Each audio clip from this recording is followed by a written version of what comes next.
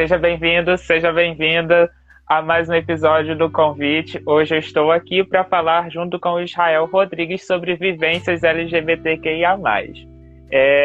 Vocês que acompanham o podcast há algum tempo, vocês sabem que eu trago narrações, né?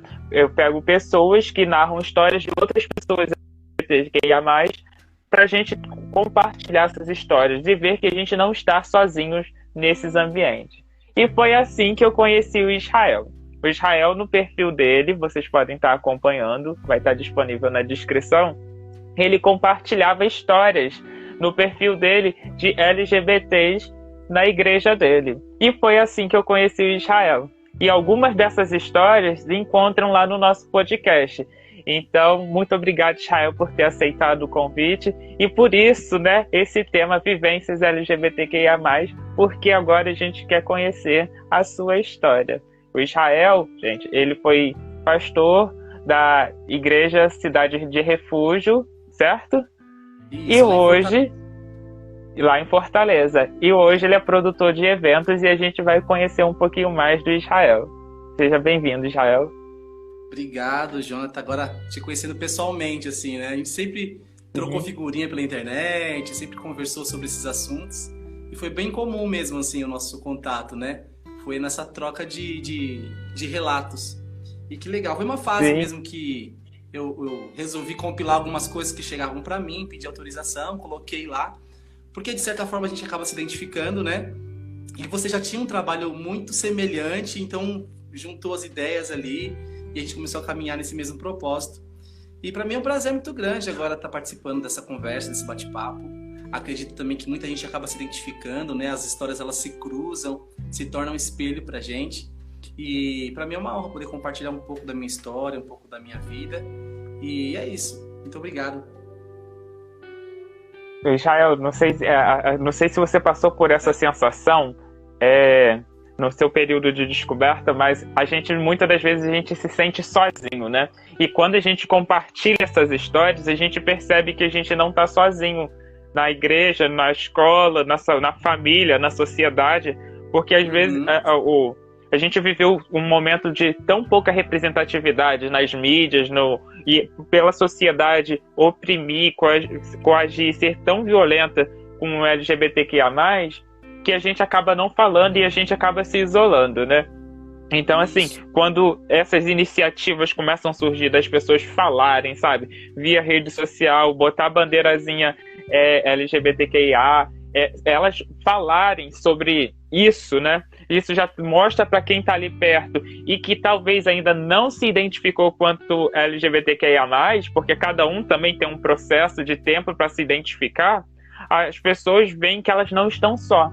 Elas passam a perceber nesse momento de que, ou até mesmo de quando ela passa a olhar para o passado, ela consegue ver pessoas que tiveram uma representatividade e por talvez essas pessoas não se identificarem naquele momento, elas não conseguiam perceber que estávamos lá presente esse tempo todo. E com isso eu quero te trazer a primeira pergunta do nosso bate-papo. Qual é a sua primeira memória quanto LGBTQIA+? Cara, difícil, viu? Porque é justamente isso, a gente cresce dentro de uma bolha, principalmente a gente que nasceu, não sei se você nasceu nesse meio tradicional, assim, mas nasceu também. Nasci. É zero. Se já não se tinha essa representatividade pela época que vivíamos, porque você tem quantos anos, perdão? 23. Você tem 23, eu tenho 32. Tenho, sei lá, 9 anos a mais, então eu já sou de uma outra época ali. Porque, querendo ou não, uma fase de 5 anos já faz muita diferença, né? Essa diferença de tempo. E da minha época não tinha. Eu fico lembrando assim, na televisão, tudo que se tinha era sempre algo muito caricato, muito escrachado, e era para a área da comédia. E nada, assim, era um absurdo. Então, tudo que eu tinha de referência homoafetiva era essa. E aí eu tinha muito jogado de relance nos altares, na convivência, de que essa questão da sexualidade era algo sombrio, algo intocado. Então, de fato, a sexualidade como um todo era um tabu na minha família. A gente não tocava nesse assunto. Então, quando não se tocava, logo era algo que, assim, intangível. Então eu cresço com isso, eu percebo que eu sou diferente, eu percebo que eu sou mais sensível, eu percebo que eu chorava um pouco mais, percebo que eu tinha algumas... Muita gente, eu descobri que, assim, que era assim também na infância, eu tinha uma questão com o meu corpo, de não me expor muito, eu era uma criança muito tímida em alguns certos ambientes, na igreja não, mas na escola eu era extremamente tímido, eu era tímido em qualquer outro ambiente que não fosse religioso. Então eu percebi que tinha alguma coisa diferente ali comigo. Aí hoje a gente para observar a infância e aí vai dando esses insights já. Depois, agora como adulto, como jovem. E cara, eu fico lembrando assim que eu já cheguei a me apaixonar por meninos na escola e eu não sabia que aquilo era paixão. Pra mim era só uma amizade intensa, é meu melhor amigo, né? E hoje eu fico pensando, cara, não, isso não é normal. Eu lembro que uma vez eu tinha um amigo que ele me deu um chocolate. Ele era filho de um pastor lá da igreja. Eu devia ter acho que uns 13 anos, 12 anos. Já era adolescentezinho assim. Cara, eu guardei aquela embalagem do chocolate. Pô, pra mim aquilo era normal, porque era um grande amigo, eu queria guardar aquilo como lembrança. Mas você para pra pensar hoje, não é normal, né? Você não sai guardando assim qualquer coisa de qualquer pessoa. Então eu percebi que ali eu já tinha algum afeto, e além da questão física, né? Aí depois dessa fase, assim, acho que com 15, 16 as coisas começaram a ficar mais claras para mim. Porque eu comecei a refletir sobre isso. Então ali eu começo a ter realmente assim, a primeira noção do que são essas coisas, né? Mas assim, tudo muito reprimido também. E aí eu fui caminhando, né? Revistas que chegavam de... Como é que fala? Aquelas revistas da Avon, que vendia lingerie. Eu percebo que eu tinha um sentimento diferente quando eu via um homem de cueca. Então, peraí, tem uma coisa errada, né? E a coisa meio demonizada. E eu não compartilhava aquilo com alguém. Porque acredito que muitos, como eu também, não tinham pra quem falar isso. Imagina, vou falar uma coisa dessa, isso é coisa do demônio, né? Então, tudo muito velado e ao mesmo tempo... Ó, tem gente falando que lembra que ganhou um doce também do crush, né? É muito real isso, assim, muito real. E a gente não tem, pelo menos eu não tinha essa consciência. Tão louco isso. Eu era tão ingênuo que eu não tinha essa consciência. Eu sabia que tinha algo diferente. Eu lembro quando eu era adolescente também, eu participava de uma ação social que a gente jogava vôlei e futebol e tal. E até nesses esportes eu não me relacionava muito porque eu não gostava de me expor. Eu acho que eu já meio que sabia, mas me preservava, sabe? E aí jogando, assim, vôlei e tal, e os meninos agressivos, assim, gritando, não sei o quê. Aí um falou bem com a palavra assim, ah, seu viadinho. Aquilo me feriu tanto, eu falei, caramba, alguém me descobriu, né? Eu saí do jogo, sumi no meio do acampamento, ficaram horas me procurando e eu chorando, tudo dramático.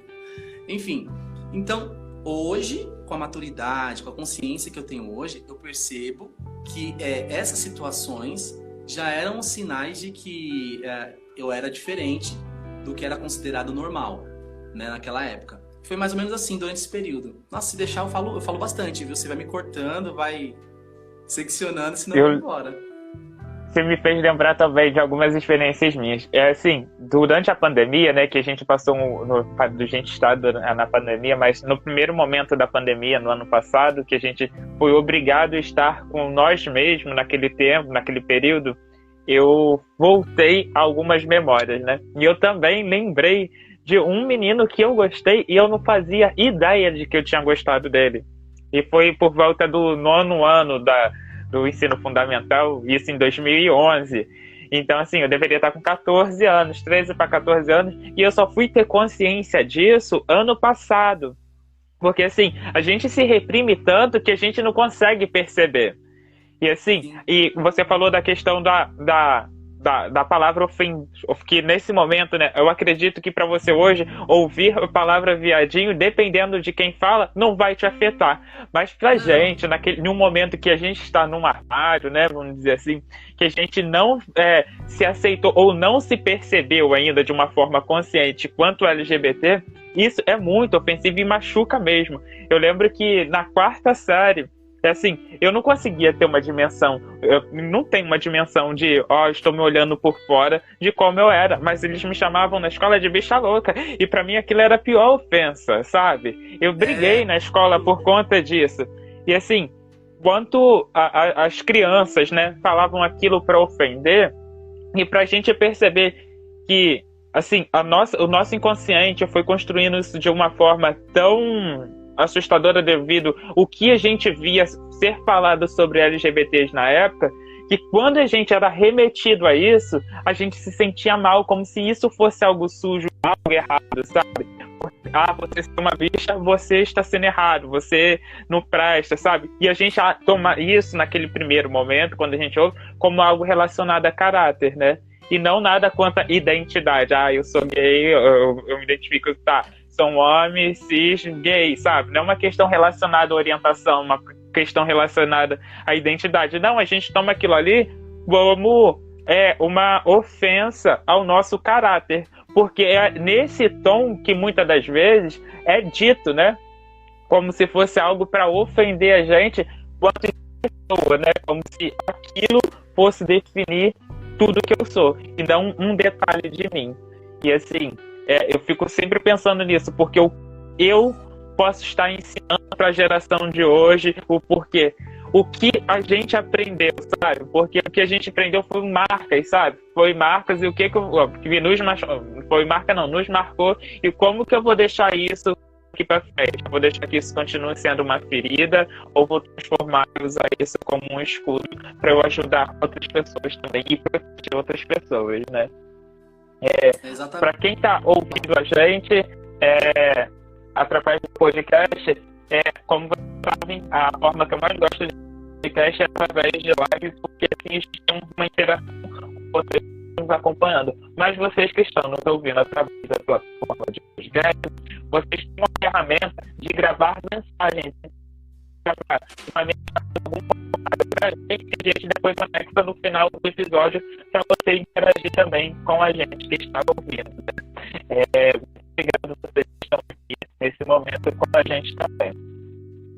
Israel, eu queria saber como foi o início da sua experiência religiosa, ainda não tem infância. Você cresceu no ambiente religioso, ou você entrou numa igreja ou numa comunidade religiosa já depois de alguma idade? João, você pode repetir? Ele está fragmentando, está cortando bastante aqui para mim. Não consegui te entender. Tá. Vou repetir.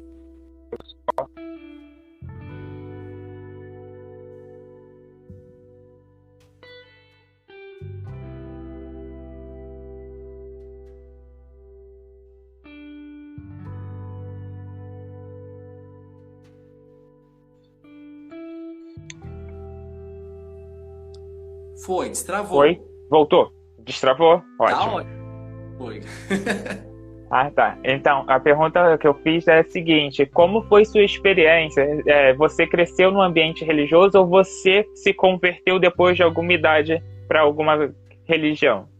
Não, eu cresci nesse meio religioso já. Minha mãe, ela aceitou Jesus, assim, teve aquele encontro com Deus desde muito cedo, né? Ela era católica. O meu pai veio de família protestante, minha avó era anglicana, mas ambos, assim, tinham uma vida não muito regrada. Aí, na juventude deles, eles se conheceram, enfim, casaram, já na igreja, na Assembleia de Deus, lá do bairro, né? E aí, enfim, veio a prole. Eu sou o terceiro de 6 filhos da minha mãe. E todos nós, desde o mais velho até o mais novo, fomos criados dentro da igreja. Pessoal, o áudio ficou melhor? Já? Acho que ficou melhor, né?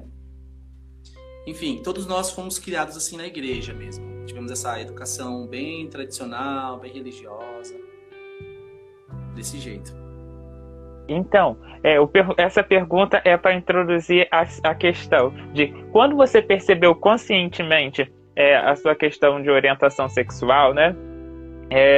Como que foi sua reação pessoal quanto a essa descoberta, já que também você estava inserido num ambiente religioso? Porque a gente sabe que a religião, né, como formadora de pensamento, formadora de opinião, ela nos molda de uma forma que a gente pode ter algum sentimento de repulsa contra nós mesmos. E como foi esse momento para você?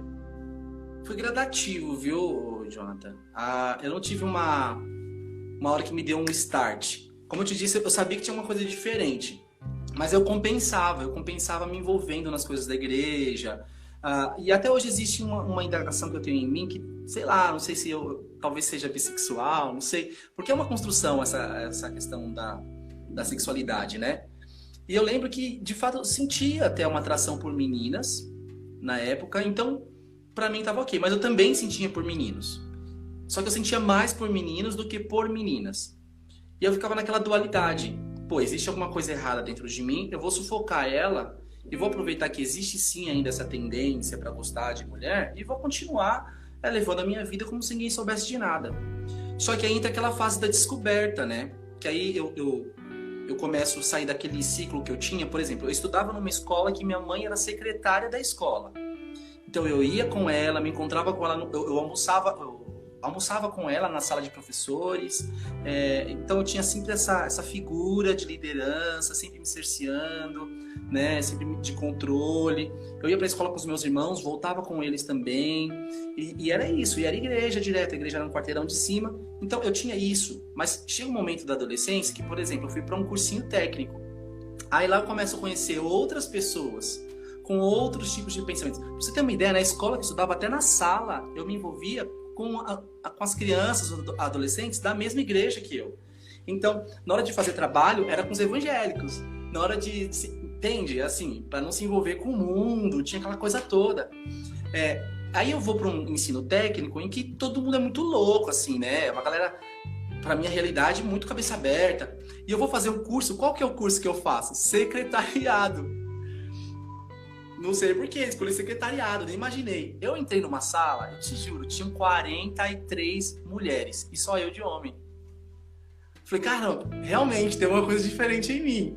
Mas fui, meti as caras e tal, assim, não vou deixar minha masculinidade ser afetada por isso. E sentei lá. Aí lá eu começo a mergulhar nesse universo diferente, conhecer outras pessoas. E aí ali que eu começo a sentir essa sensação de liberdade, de trocar os horários, de não entrar mais naquele ciclo de controle, que aí eu começo a compartilhar esse meu sentimento. A primeira vez que eu contei foi nessa fase, para uma amiga minha, lá da época, né? Até hoje nós somos amigos, assim. Isso acho que foi em 2007, por aí. E aí eu comecei a fazer estágio, também aí novas pessoas, fiz no centro de São Paulo, então tinha uma rotina totalmente diferente. Aí lá eu comecei a conhecer outras pessoas. Foi ali que eu comecei a perceber olhares de outros homens no ônibus, eu comecei a perceber o que era ser cantado, eu comecei a perceber o que era flertar, na escola também, lá no ensino técnico. Então tudo aquilo começa a me atrair de uma maneira muito diferente. Olha o Paulo aqui, ó, já. Comentando. Então foi isso. E aí... Só que isso na dualidade da igreja. Então tudo era muito escondido. Eu comecei a viver uma vida dupla. Então, quando eu levantava de segunda a sexta, levantava para trabalhar e depois à noite o curso, eu era um Israel se descobrindo, tomando pela primeira vez uma bebida alcoólica, uma cerveja, tinha acabado de fazer 18 anos. Então, começo a falar de assuntos que eu nunca tinha falado antes, começo a criar uma identidade própria, né? Me entender como um indivíduo. E foi extremamente conflitante, porque na igreja eu também tinha uma persona. Eu tinha uma pessoa, alguém a ser... porque desde muito cedo, com 13 anos, eu já comecei a reger o coro da igreja. Então, imagina uma criança de 13 anos regendo um coral de 60 vozes. Senhores, eu regia meu pai. Então eu orientava musicalmente meu pai, minha mãe, meus irmãos, os meus amigos. Então eu tinha uma posição de liderança na igreja desde muito cedo. Então eu pulei essas etapas, né, de viver uma infância dentro da igreja, que por um lado foi bom, mas por outro lado muito prejudicial. E eu começo a tentar manter esse status, essa aparência dentro da minha comunidade religiosa, porque eu não começo a ser conhecido só dentro da minha igreja. Existem aquelas igrejas que são irmãs, né? Na Assembleia de Deus existe o setor. Então, dentro do setor, todas as outras igrejas se conheciam. Então, é uma trama muito grande de pessoas que se conhecem, é uma rede muito grande. Eu ia muito na sede da igreja, começo a fazer trabalhos. E aí, eu lembro que a minha primeira balada foi escondido, fui depois de um culto. Comecei a mentir muito, porque eu não queria magoar minha mãe, não queria magoar meu pai. Então acabava o culto, eu lembro que eu estava já namorando um rapaz nessa época, que foi o meu grande amor naquele momento e tal. E para ela era um amigo. Ele parava com o carro na porta da igreja, eu regia o coro, tudo, não sei o que, aquela coisa toda. E aí eu falava pra minha mãe, mãe, eu tenho um casamento pra fazer, porque eu cantava muito em casamento também. Sei lá, era um sábado à noite, eu falava, eu tenho um casamento domingo de manhã pra fazer. Então eu já vou dormir na casa do meu colega, e aí aquilo lá, você mete o louco. Então eu comecei a mentir muito, né? Você comete um erro para que você não fira alguém, mas você não entende a dimensão que isso vai tomando. Por falta de conselhos, por falta de referência, isso que a gente está criando agora. Eu não tinha, por exemplo, um podcast para ouvir. Eu não tinha um celular, na verdade, às vezes era difícil até um celular você ter, né? Você pagava aqueles pacotes absurdos de SMS. Então, a informação ela era muito escassa antes. E as figuras de representatividade também. Então, no desespero, no afã daquela situação, você começa a magoar pessoas ou criar situações extremamente delicadas, né? Uma bomba relógio, porque uma hora isso... Então, eu lembro que eu fui para uma balada, e aí, primeira vez que eu fui, na semana seguinte, olha que mundo pequeno, na semana seguinte, encontrei com uma amiga no ônibus da igreja, e ela falou assim, Israel, lembra de fulano que saiu da igreja? Eu falei, lembro. Então, ele disse que te viu na fila de uma boate gay. Que absurdo, não, era alguém muito parecido comigo, e gelado, eu suava frio, assim, ó. Eu falei, meu Deus do céu. Então, comecei a desenvolver toda uma vida dupla durante muito tempo. Até que eu vou seguindo, pode seguindo na história, assim, para resumir? Quando os meus pais souberam, fica mais fácil. Até que eu lembro que tava muito intensa essa minha vida mais noturna, de sair, e minha mãe sabia que tinha uma coisa errada. Meu pai sabia, né? O Israel já não é mais o mesmo, ele tá frio, tá mais respondendo mais, aquela coisa toda. Foi quando eu já tava namorando com esse rapaz quase 2 anos escondido. Pra família era um amigo. Foi quando era dia de Enem, e todos os meus irmãos saíram para fazer Enem também naquele dia. E ele me mandou uma mensagem, meu namorado na época, mandou assim, ó, meu amor, e o nome dele tava no feminino no meu celular. Ele falou assim, tenha uma boa prova, que Deus te abençoe, sucesso, te amo muito. E assinou a mensagem. E colocou o nome dele em masculino. Eu recebi esse celular, essa mensagem, e aí na hora da correria, eu peguei tudo que eu tinha que pegar, meu RG e tudo, e fui embora. Correndo, meu irmão foi me dar carona pro Enem, que era uma unidade próxima da dele, e fui de carro com ele. Meu irmão me levou, na verdade, quando chegou na porta foi bem em cima da hora, quando chegou na porta da instituição, não era aquele lugar. Falei, André, é errado, o nome dele é André. Tá errado, não é aqui. Ele, putz, e agora? Eu falei, vai fazer a sua prova, pelo menos garante a sua, e eu volto pra casa. Aí eu percebi que meu celular não tava comigo, tinha ficado em casa. Voltei pra casa gelado. Amigo, te juro, eu cheguei em casa, tava assim, uma sensação de morte, um clima pesado, sabe? Minha mãe tava de um lado, meu pai de outro no sofá, chorando horrores, assim, horrores. Chorando. E ela pegou o celular. Ela falou assim, Israel, isso aqui que eu li é o que eu tô pensando? E a gente sustenta até o final, né? Eu falei, eu não sei o que a senhora tá pensando, o que a senhora leu? Aí ela começou a ler mensagem por mensagem que eu tinha salvo, e depois tal.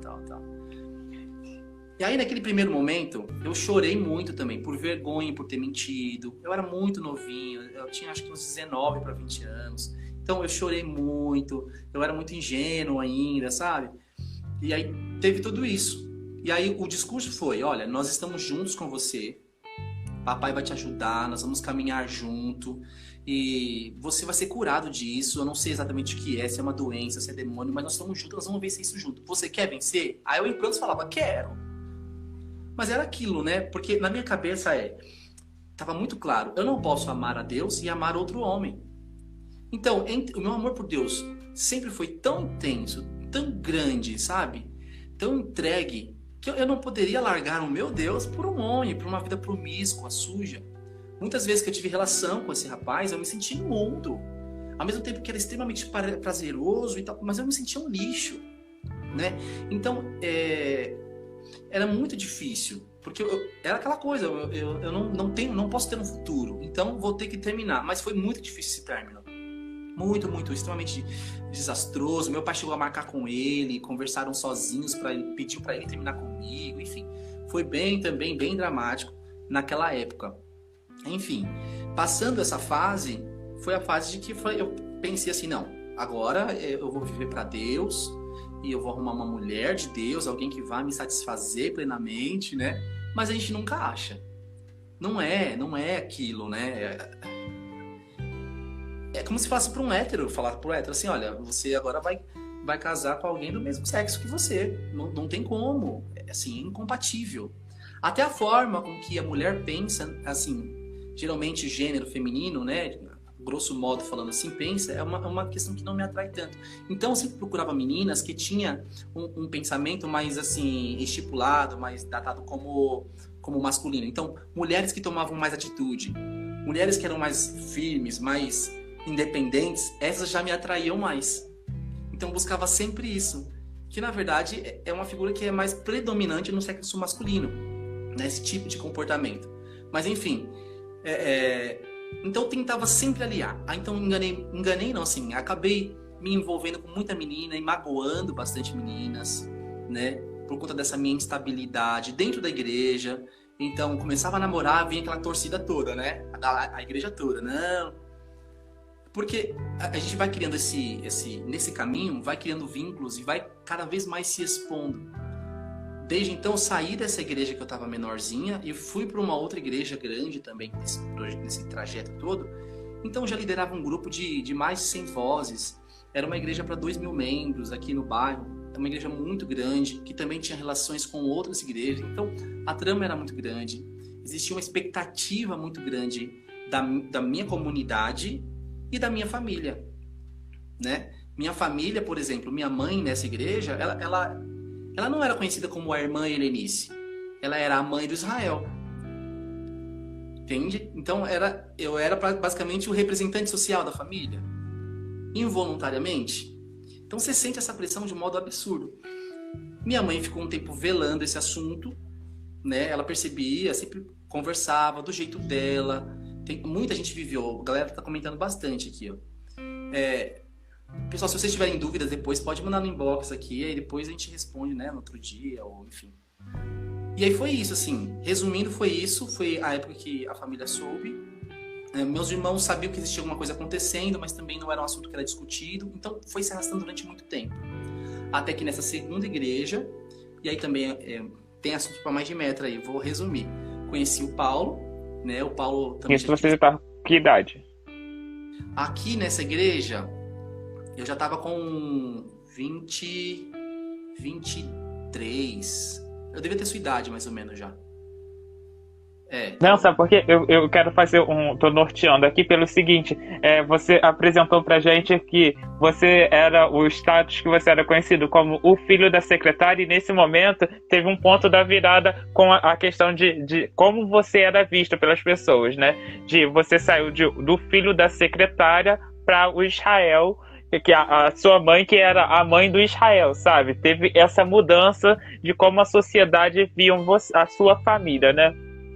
Antes de você prosseguir, eu fiquei com uma dúvida. A escola que você estudou era uma escola religiosa? Não, era escola pública.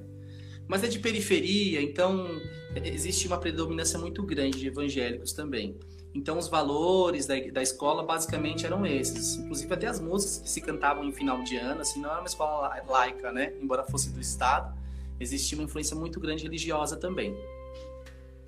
É porque tem um sentimento muito comum, né, na comunidade religiosa, que é o seguinte, você não pode se misturar com as pessoas do mundo, com muitas aspas, né, porque a instituição religiosa, principalmente a cristã, tende a botar como marcador se uma pessoa é da igreja, como uma pessoa separada, a escolhida, já está dentro do céu com Deus, e para quem não está dentro de qualquer denominação religiosa, religiosa em específico em questão de igrejas, né?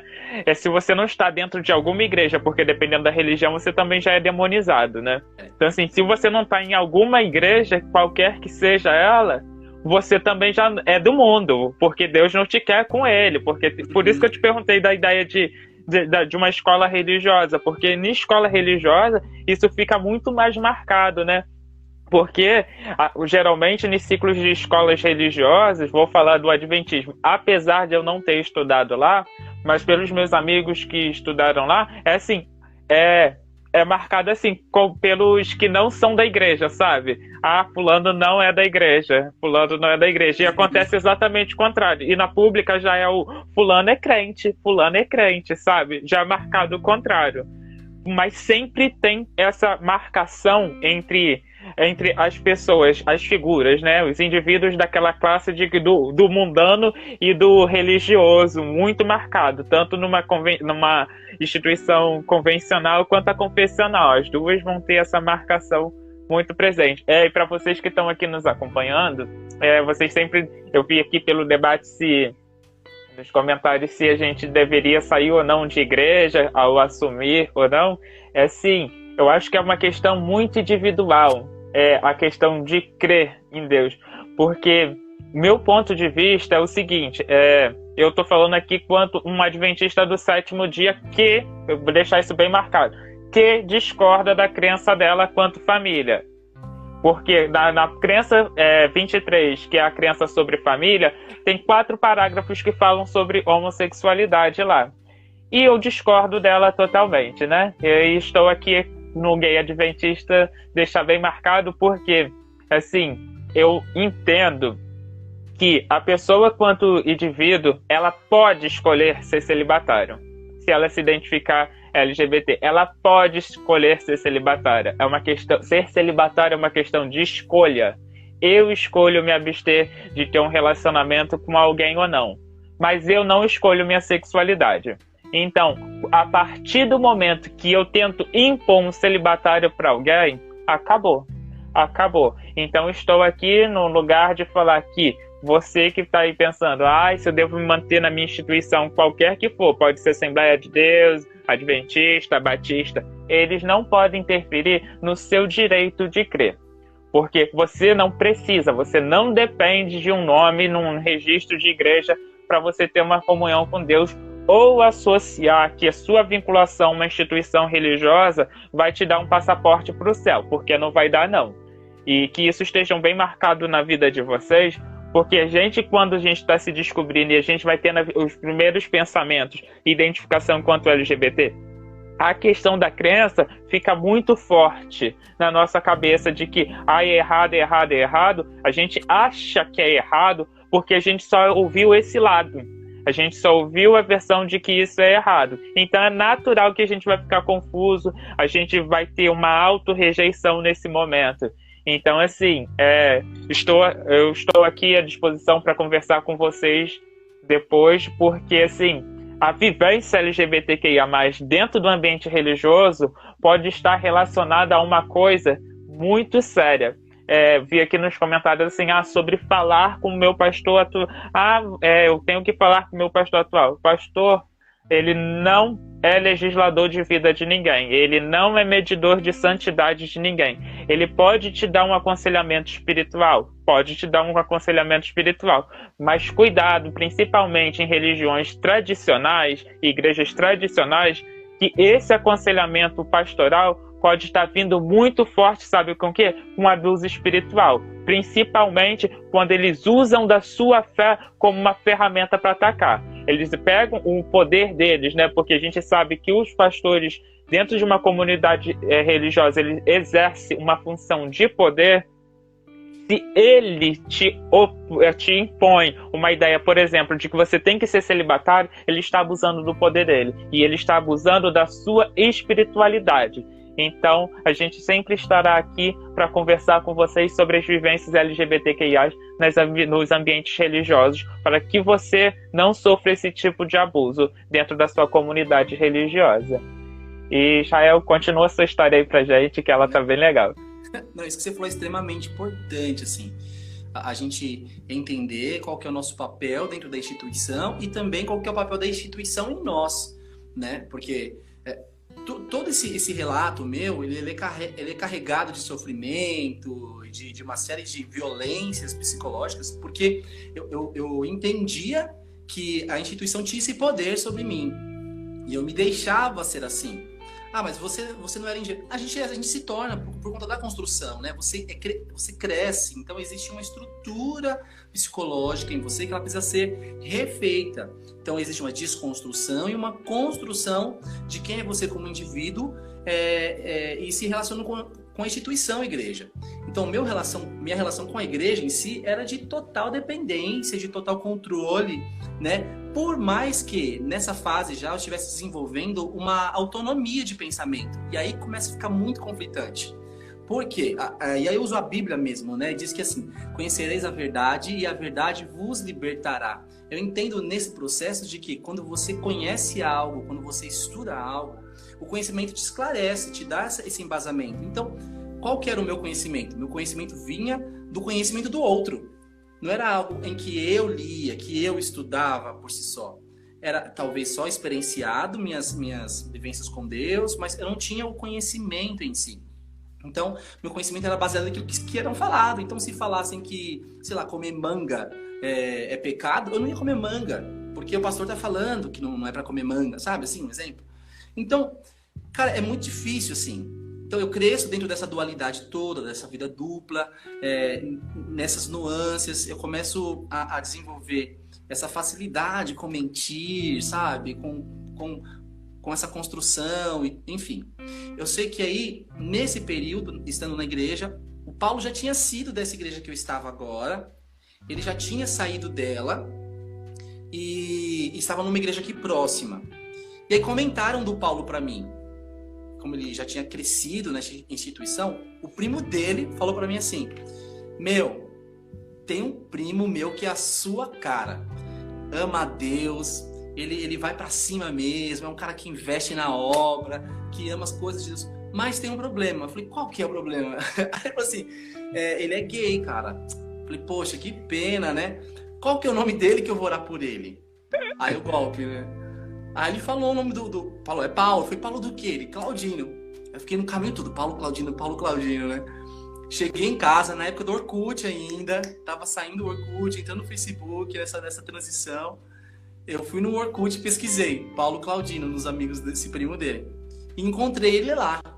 Nossa, assim, as pessoas falam que... Eu gosto de trazer meio um poema pra essa história, mas foi amor à primeira vista mesmo. Eu vi ele assim e falei: meu, esse cara é lindo.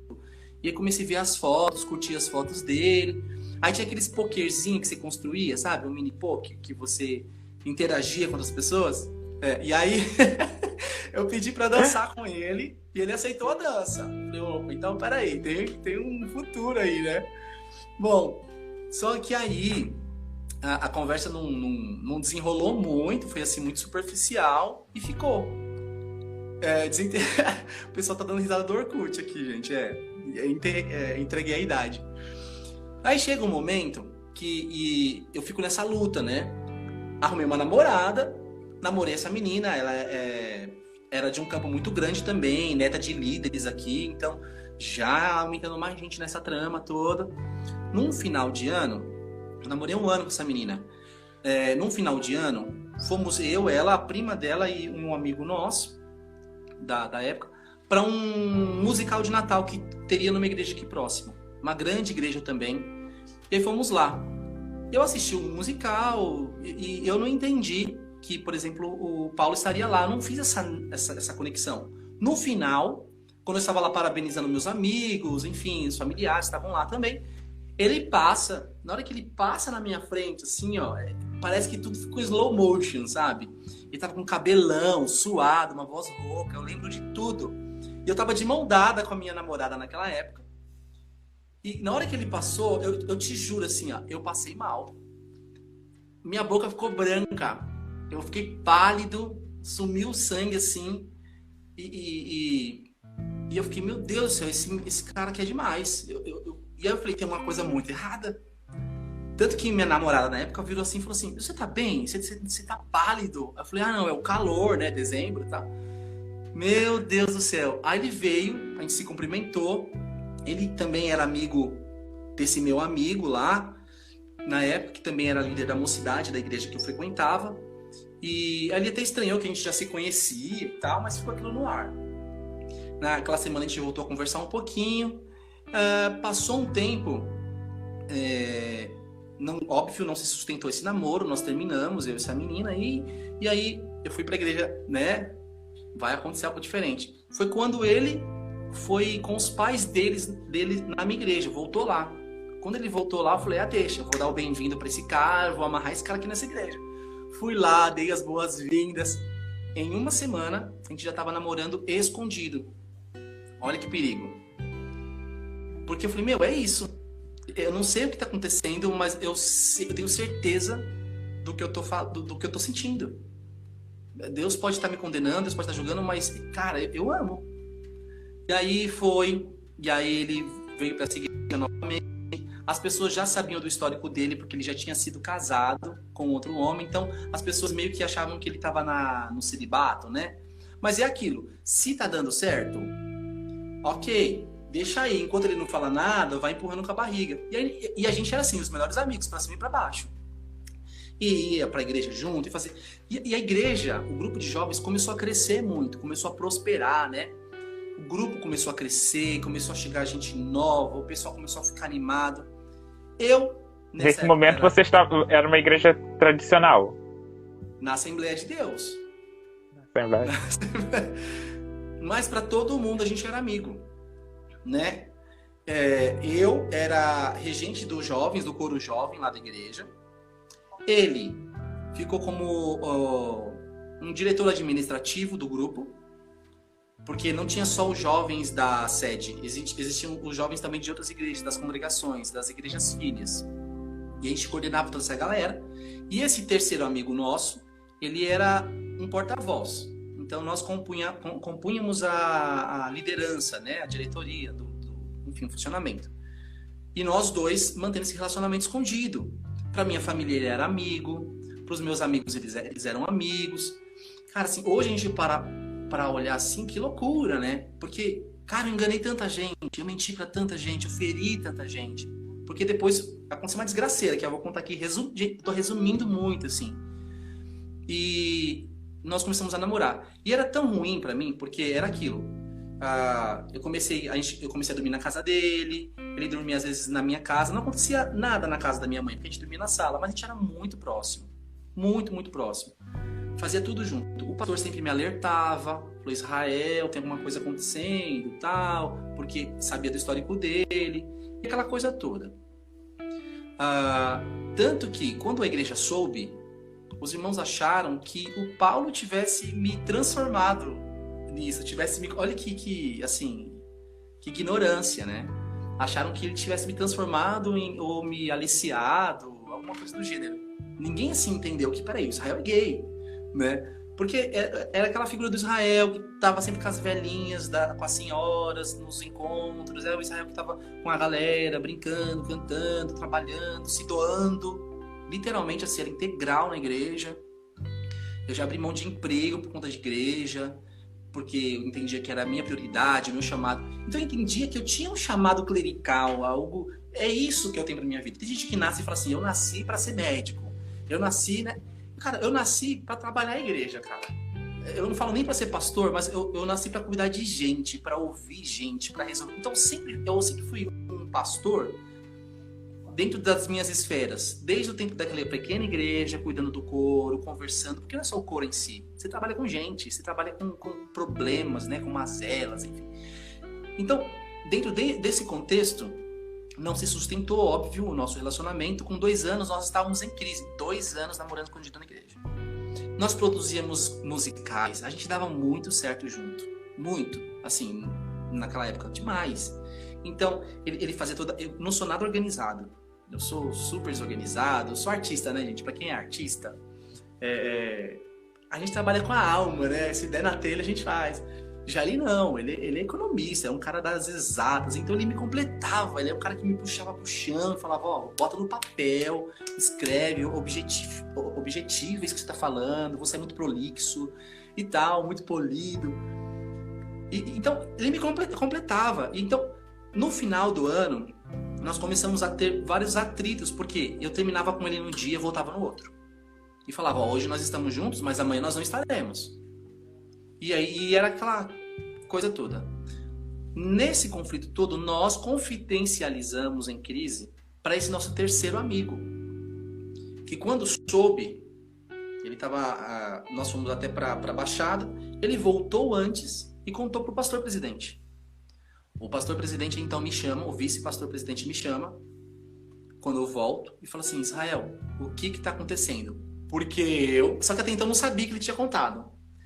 Porque eu estava na minha casa esse final de semana e Deus me deu um sonho. Ó o golpe. Deus me deu um sonho, assim, começou a falar e que tem alguma coisa errada com você e com o Paulo. Eu, em prantos, falei. Aí eu contei tudo o que estava acontecendo, eu contei, né? Na verdade, em partes, porque eu também não tinha coragem de falar tudo exatamente. Eu falei que tinha sido algumas vezes. Porque eles não estavam, assim, estritamente interessados em saber do meu sentimento pelo Paulo, mas das minhas atitudes com o Paulo. Sexuais, assim, sendo bem específico. Porque a igreja, ela é assim.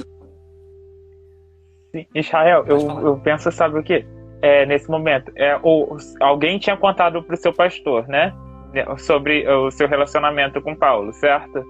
E ele veio e apresenta para você que foi um sonho. E aí, vocês conseguem entender, vocês que estão nos acompanhando, que isso se configura abuso espiritual? Porque e abuso de poder, eu uso a minha condição como ministro do evangelho e para eu conseguir uma informação de um membro, uma confissão, né? Porque o que geralmente os líderes religiosos de igrejas tradicionais querem é uma confissão. Para quê? Para que de alguma forma eles ponham esses membros. Geralmente acontece dessa forma, porque daí eles têm uma autoridade para afastar a pessoa de algum ministério, porque o que geralmente eles querem é uma confissão do indivíduo para exercer o poder que eles têm sobre a pessoa e dizer: e aqui quem manda sou eu dentro dessa igreja. Muitas das vezes é assim, igreja tradicional. Então vocês que estão nos acompanhando, novamente eu repito, é muito importante esse contato que a gente tenha com os pastores, é muito importante, mas cuidado, sabe? Cuidado, porque a fé de vocês, a espiritualidade de vocês não depende de ninguém, unicamente de você e Deus. Em conta, eu tô curioso para saber como que foi aí, esse momento aí. O desfecho, né? Olha, a gente acha que não pode piorar, mas vai piorando, porque esse era o vice-pastor. Então o vice-pastor fala pra gente assim: olha, eu vou viajar, vou para os Estados Unidos, tem uma família lá, alguém assim. Isso era um final de ano, né? Então, quando... Foi logo depois de um outro musical que nós fizemos juntos. Quando eu voltar, eu decido o que fazer. Naquela hora me deu um start. Falei, mas espera aí, que Deus é esse que revela, né? Tem sei lá, dá uma revelação, mas não dá a solução do problema? Não... Porque geralmente, eu acredito que Deus nos mostra coisas e fala conosco de diversas maneiras. Né? Não precisa ser através de palavras, através de situações, sentimentos, enfim. Eu acredito que Deus se manifesta e fala com a gente, mas Ele fala sempre nos alertando, nos livrando, nos direcionando, mas nunca só fala uma coisa por falar, porque isso aí é fofoca, né? Eu falei, nossa, mas peraí, tem uma coisa estranha. E eu saí de lá, assim, muito confuso. Eu estava abalado, primeiro porque o meu relacionamento estava muito ruim, eu não tinha com quem falar, então com quem eu fala que é desse jeito. Então eu estava vulnerável.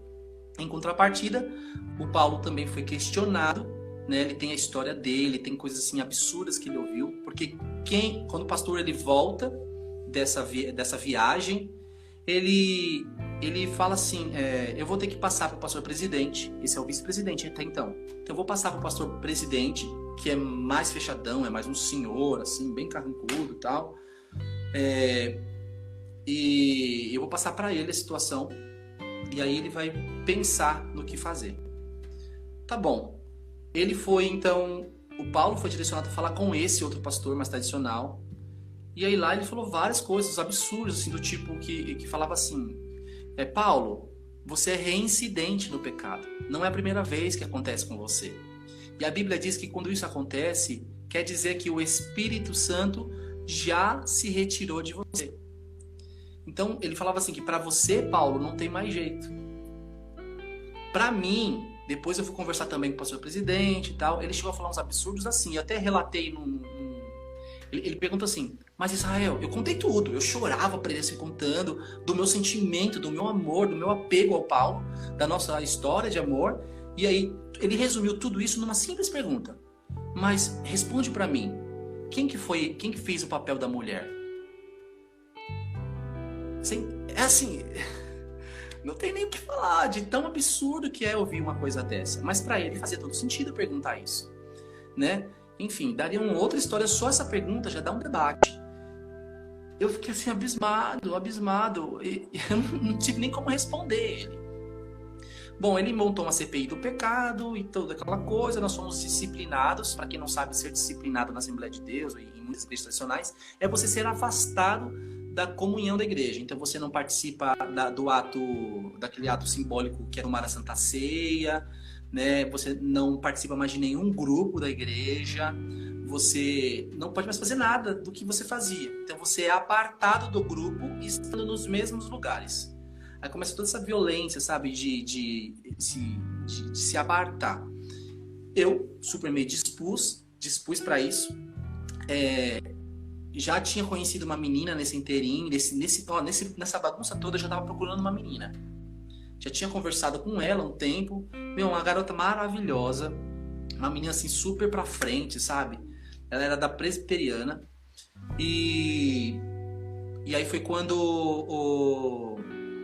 o pastor falou assim, investe nessa menina, porque já abafa o caso, né? Mas vou ter que passar isso pra igreja. Eu falei, não, você vai falar isso pra igreja? Ele, preciso, porque tem que passar pra igreja o que aconteceu e tal. Eu falei, não. Ele queria falar numa Santa Ceia, que é um culto que vai todas as igrejas, a igreja lotava, então era um culto mais solene. E aí a gente falou assim, não, se você fizer isso, aí eu vou processar a igreja. Aí meus pais já estavam sabendo, né? Estavam aquele auê, aquele fuzuê, meus irmãos, assim, decepcionados comigo, porque já começou a vazar. Ele já tinha falado para alguns irmãos nos corredores da igreja, então já tava estourada a fofoca já. E isso já era já era janeiro, fevereiro dessa época.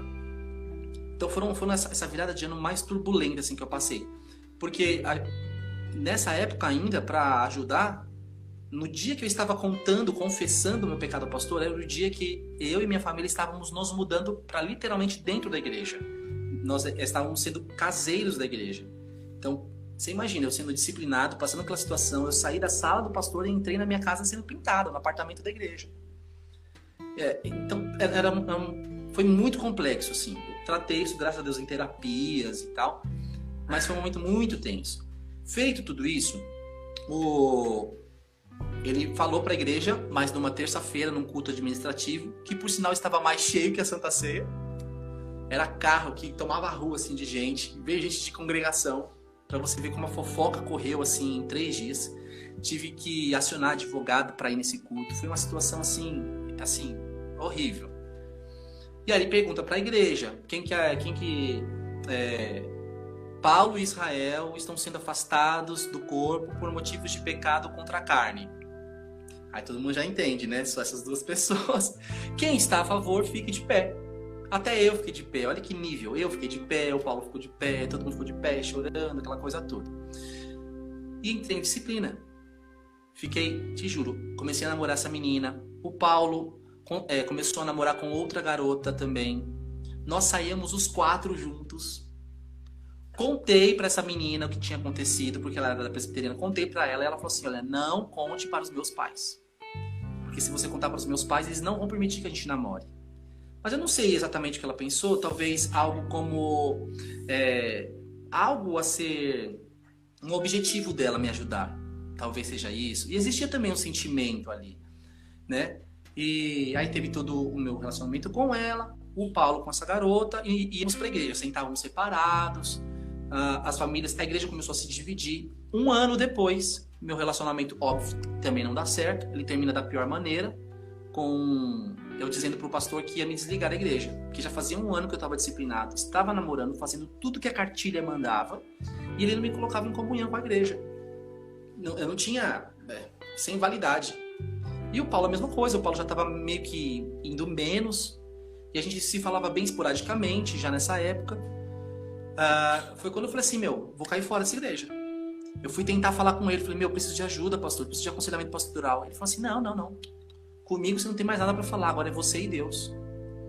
Então a última vez que eu falei com o pastor foi para confessar o meu pecado. Depois eu fiquei um ano disciplinado, sendo atacado por todo mundo, recebendo ligação de outras igrejas. O pastor Edson Queiroz, falecido já da primeira igreja batista de Santo André, me ligando, o pessoal da presbiteriana me ligando, da quadrangular, o pessoal de outros setores, todo mundo me ligando, sendo atacado, e eu não tive o mínimo de apoio da igreja. Nem psicológico, nada. Do meu quarto, eu ouvia ele falando na sala pastoral, que dava para ouvir a sala pastoral do meu quarto. Eu ouvia ele falando de mim, do Paulo, e como ele falava de mim. Eu ouvia, porque o meu quarto também era atrás do tanque batismal da igreja, eu ouvia as irmãs orando por mim, e que absurdos de oração. Então, foi assim, extremamente tortuoso. Foi quando eu falei assim, aí nós já estávamos saindo no final desse ano também dessa casa, alugamos a nossa casa próximo à igreja, minha família, a gente. E aí eu falei, vou me desligar disso daqui. Foi quando eu falei, vou sair fora, tal. Pedi para me despedir da igreja. Pedi perdão para a igreja por ter enganado e tal, porque até então, já que estava fazendo toda a liturgia de expor, então agora eu quero pedir também perdão publicamente. Foi negado. O que eu fiz? Fui lá, fiz um belo de um texto, coloquei no Facebook e falei, estou me desligando, mas com gratidão. E, não expus nada que tinha de problema na igreja. Mas coloquei lá. Estava me desligando, tal, que amava. Coloquei algumas fotos. A igreja começou a responder embaixo. Isso tá pior que o SUS, muita gente morrendo. Nossa, que absurdo você se desligar, porque todo mundo sabia. A igreja já estava se rompendo, porque existiam os adeptos do pastor presidente e do vice. Então o vice era meio que a favor da gente, para poder incluir, mesmo não concordando, mas incluir como seres humanos, e o mais tradicional, então é dividida dentro da igreja. Então começou aquela coisa, foi a deixa para poderem atacar o pastor e trazerem muitas coisas do passado. Nossa história foi só uma agulha para estourar o balão. Resumindo a história, o filho do pastor... Você quer falar alguma coisa? Não, eu ia falar o seguinte, vamos dar uma pausa aqui pra gente abrir antes que caia, que o Instagram caia, a live, tá. E a gente continua. Só dá uma pausazinha aí, gente, acho que em 2 minutos a gente já consegue voltar, só o tempo de salvar essa live e abrir a próxima, e a gente já tá de volta pra gente continuar esse bate-papo aqui.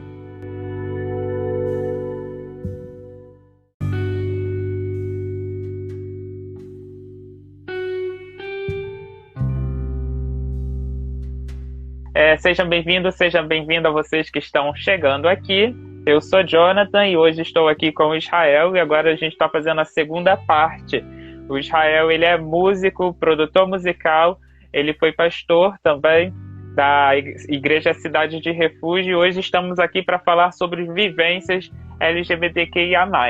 E o Israel estava contando pra gente como foi o momento, né, dele tendo falado para a igreja dele, né, o pastor da igreja que ele congregava naquele momento, sobre a orientação sexual dele e sobre o relacionamento que ele estava tendo com o marido dele, com o Paulo.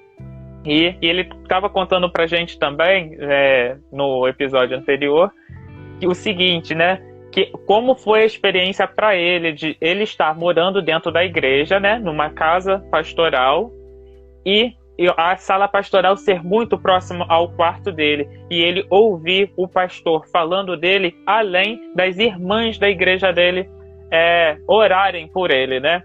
E a gente sabe, né, mais ou menos que... vale também ambientar vocês que ele tinha passado nesse momento por 1 ano de disciplina, né?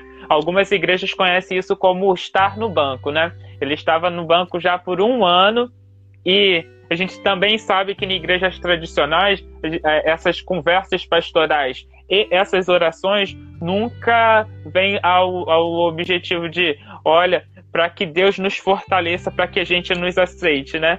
Quanto os LGBTQIA+. Mas essas orações, muitas das vezes, vêm no que as pessoas, né? Num pensamento da comunidade religiosa é de que se eu orar ele pode ser transformado e ter, entre muitas aspas, a cura gay, né? Então, ele estava contando isso pra gente e agora ele vai continuar falando pra gente como foi essa experiência pra ele. Rapaz, se deixar, eu fico falando a noite toda aqui, porque tem muita história. E eu fico tentando resumir, mas você pode me cortar, falar, ó, tá, próximo, eu vou, vai assim, me norteando, porque senão eu vou entrando, e aí, enfim, contar a história às vezes é reviver também, né? A gente fica procurando palavras para tentar expressar, às vezes, os sentimentos e o que a gente sentiu, mas, enfim, você tem liberdade de me cortar, por favor. Então, aí retomando... O papo tá ótimo. Quando eu falei que ia sair, né? Eu falei, não, vou cair fora, assim, não dá pra mim. Foi quando aí fiz aquela publicação, me desligando da igreja, né, no Facebook, aí foi aquele bafafá na igreja, e as pessoas chateadas, porque, de fato, por mais que eu tivesse errado com essa comunidade, todo mundo me conhecia. Sabe quem que é o Israel? Poxa, o Israel tá aqui todo dia, é uma pessoa que ama Deus, não tinha como não demonstrar. Era nítido como eu amava Deus e as coisas de Deus, né? O reino, sempre, sempre, sempre. Então, muita gente veio ao nosso apoio, ao nosso favor. Feito isso, o filho do pastor, que mora, sei lá, no interior, tinha já um problema com o pai também na época, mas ele quis partir para a defesa do pai, porque as pessoas começaram a criticar o pastor agora, nessa saída, pela atitude dele, a falta de atitude dele. Ele publica na rede social que, falando assim, barbáries, falando que eu queria que a igreja aceitasse, que o Paulo e eu, nós éramos... Não, que o Paulo, eu e o outro rapaz, nós éramos um trio amoroso e que nós queríamos que a igreja aceitasse isso, coisas assim, desse nível. Falou que nós tivemos relação sexual dentro do templo da igreja. Pra você ter uma ideia, os irmãos, assim... Eu entrava no banheiro, os irmãos saíam no banheiro. Sabe? Não fazia... Não usava mictório. Era um absurdo, assim, era muito horrível. E aí ele começou a falar esses absurdos na igreja, começou a trazer uma série de outros problemas lá atrás, do passado, de problemas antes mesmo de eu ser membro dessa igreja. Foi assim, um show de horrores. De eu ter que acionar a polícia, e eu ficava, abro o boletim de ocorrência ou não abro. Aí o pai da minha ex-namorada, dessa menina que estava namorando até então, porque eu estava namorando com uma menina quando eu saí da igreja. O pai dela, que também é da presbiteriana, ele é delegado, investigador de polícia. Ele falou assim, olha, não abra o boletim de ocorrência, porque tem muito jornalista em Santo André que vai querer pegar essa história. Eles ficam folheando o boletim de ocorrência para fazer todo um escarcéu. Então vocês vão acabar sendo mais expostos. Foi uma situação assim horrível. Teve até a situação da mãe dessa minha namorada na época, que ela é coordenadora de uma escola cristã aqui em Santo André, e metade do corpo docente era da minha igreja. Tipo, devia ter uns 6, 7 professores que eram membros da minha igreja e sabiam de tudo isso que estava acontecendo. Tanto que durante o meu ano de namoro com ela, os pais delas não sabiam. Então, imagina o bafafá. Na hora que ele jogou isso na rede, ele descobriu quem era a mãe da minha namorada e mandou uma mensagem para ela dizendo as mesmas coisas, dizendo que eu estava usando a filha dela para enganar a igreja, que eu estava usando a filha dela para poder ter uma passabilidade na igreja e colocar os meus... aquilo que eu penso, enfim. Foi uma coisa horrível. E eu estava namorando essa menina e ela começou a ficar desesperada. A mãe dela veio, puxou a menina praticamente assim de dentro da minha casa. Falou, não, se afasta da minha filha. E é uma mulher que eu amo muito, assim, que eu tenho muito carinho, muito apreço, mas foi extremamente trágico todo esse percurso. O pai dela, que estava numa outra cidade aqui, a mãe dela pegou ela da minha casa, assim, quando soube de tudo aquilo, no mesmo dia. Pegou ela, levou pro pai dela e falou assim... Ela chegou assim, ai pai, eu tenho uma coisa para te contar. Ele simplesmente vira e fala assim... Você vai me dizer que Israel é gay? Ela falou, quem te contou? Ele, ninguém, porque eu tava esperando essa hora chegar. É um cara extremamente sensível, sabe, assim?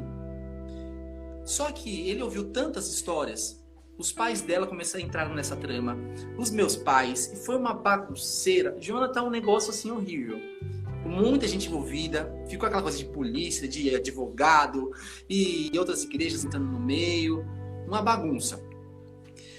Até que eu lembro que foi aí que me deu o primeiro start.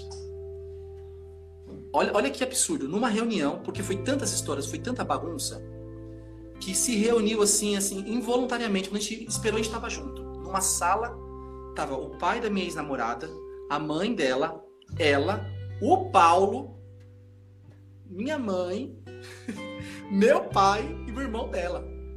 Para contar a verdadeira história para eles. Para que assim a gente, assim, não sabia se ia continuar o relacionamento ou não. Ele simplesmente virou para mim, ó, olha que sensato. Ele falou assim, Israel, e como é bom ter gente, eu vou abrir um parênteses, como é bom ter gente esclarecida no meio cristão. Presbiteriano já tem um outro tipo de caminhada, existe uma frente também de inclusão muito forte na presbiteriana, né? Tanto que existem presbiterianos em outros países que já ordenam pastores, mesmo sendo gays, pastoras, né? Lésbicas. Então, ele vem com um discurso tão gostoso. Na hora foi chocante, porque ele falou bem assim, Israel, olha pra mim.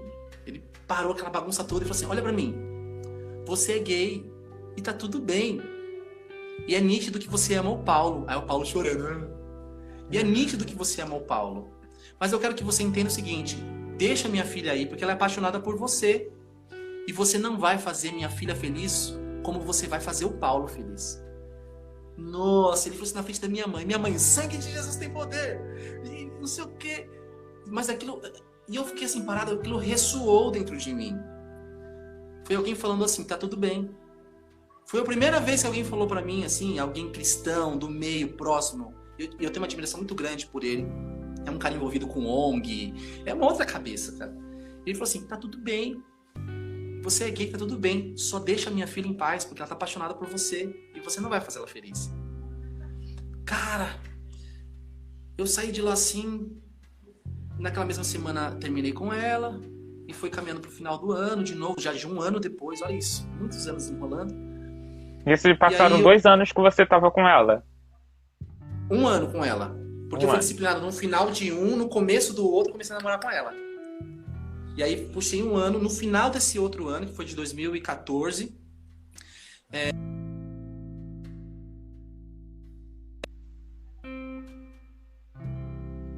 Assim, meus irmãos começaram... Teve irmãos meus que vieram em casa, me deram um banho, porque eu não conseguia levantar da cama para tomar banho. Eu via a vida assim, preto e branco. Eu fiquei um tempo muito mal, assim, pensando em suicídio. Muitas vezes eu subi, a igreja tinha uma torre. Eu subi na torre da igreja pra... Estão perguntando quem disse isso. Quem disse isso pra mim foi o pai da minha ex-namorada. Disse pra mim que tava tudo bem. Então, eu lembro que eu subi na torre da igreja para me matar, eu fiquei olhando para baixo, sabe? Tiveram vários pensamentos suicidas, ideações suicidas. Fiquei muito mal. E aí eu fiz uma amizade com o Daniel. Daniel, ele nasceu sem os braços nesse mesmo período. Foi quem me ajudou muito. Olha que louco assim, né? A gente ia pra igreja junto, e aí alguém falava lá no altar, levanta as mãos para adorar a Deus. E eu nem assim, ó, apático. Aí ele me cutucava assim, falava, levanta a mão, cara. Eu falei, pra quê? Porque você tem mão. Então ele me deu muitos ensinamentos, assim, sabe? Caminhou comigo nesse período. E aí eu tive um outro amigo, que é psicólogo, que também já tinha sido da nossa igreja, estava passando por um processo de separação, já um senhor, já assim, mais de 60 anos. Então ele já tinha uma maturidade. E ele foi bater um papo comigo. Ele falou assim, você não tá bem, né? Vem aqui, ele mora na Baixada, ele falou assim, vem aqui, vem conversar. Eu pego você e aí você conversa. No caminho, na conversa, ele me fez realmente verbalizar pela primeira vez que eu amava o Paulo. Ele me deu o celular, porque eu já tinha jogado meu celular literalmente fora, por conta das ligações, de tudo daquela coisa. Ele falou assim, liga pra ele, me deu o celular. Eu liguei pro Paulo assim, Paulo, tô aqui em Santos, tem como você aqui... vem conversar comigo. O Paulo saiu na hora do emprego, do serviço dele. Olha que é muito bonitinho, né, cara? Desceu voando, assim. Ele chegou... O trajeto levava uns 40 minutos para chegar lá. Ele chegou, assim, em 20, na metade do tempo. Ele entrou naquele apartamento, mas foi tão bonito, assim, porque simplesmente a gente olhou um pro outro e falou assim, tá tudo bem. A gente se abraçou, chorou, não discutimos, não falamos sobre nada. A gente só se abraçou, chorou. Esse amigo saiu de lá e a gente ficou chorando assim durante muito tempo junto. E aí viramos assim, vamos acertar isso? Vamos, sabe, tomar coragem, assumir quem nós somos? Porque olha, o pior a gente já passou. essa exposição, perder amigos, porque muita gente literalmente cuspiu na minha cara, muita gente bateu a porta na minha cara, amigos que, assim, cresceram comigo, que falava assim pra mim: Israel, tudo bem você ser gay, mas assumir um relacionamento em público, isso é um absurdo. Cara, assim, então eu achei se desvincular, sabe? Quando eu me desconstruí, quando eu percebi que eu não devia nada a ninguém, eu falei, poxa, agora é a hora que a gente deve se reconstruir como casal e como indivíduos. Nessa mesma conversa, assim, a gente falou, mas eu amo muito a Deus, cara. E hoje eu já percebo, que eu comecei a ler um pouco mais, eu percebo que Deus me ama. E tudo isso aconteceu pela permissão dele. E eu digo mais, por uma vontade dele. Eu acho que isso aconteceu, foi tão necessário, isso aconteceu porque tinha tudo para dar errado. E no final das contas a gente sempre acabava junto. Falei, porque vai além da minha vontade. Porque se fosse pela minha vontade humana, a gente não estaria junto. Eu percebo que eu não estou contra a vontade de Deus. Na verdade, eu agora estou indo na vontade de Deus. Então, ter o Paulo, viver uma família, é a vontade de Deus em mim. E Deus vai me usar sendo quem eu sou. Entende? Esse meu amigo, Jonathan, que não tem um braço, quando eu sempre falo assim que ele não tem braço, que ele é deficiente, uma vez ele foi numa campanha de oração, a gente estava junto, né? Assim, conversando e tal. Ele, vamos lá numa irmã que ora, não sei o que, vamos lá. E aí ele falou bem assim, a irmã falou assim, orar por ele, eu profetizo braço sobre você, vai crescer braço e você vai... Aí ele falou assim, não. Ela, mas você não quer que cresça braço? Aí ele falou, não, eu quero ficar sem os braços. Ela, mas por quê? Porque Deus me fez assim. Ele tem um propósito lindo comigo, sem os braços. Se meus braços crescerem, eu perco o meu propósito. Falei, cara, é isso. Deus tem um propósito lindo comigo, sendo quem eu sou.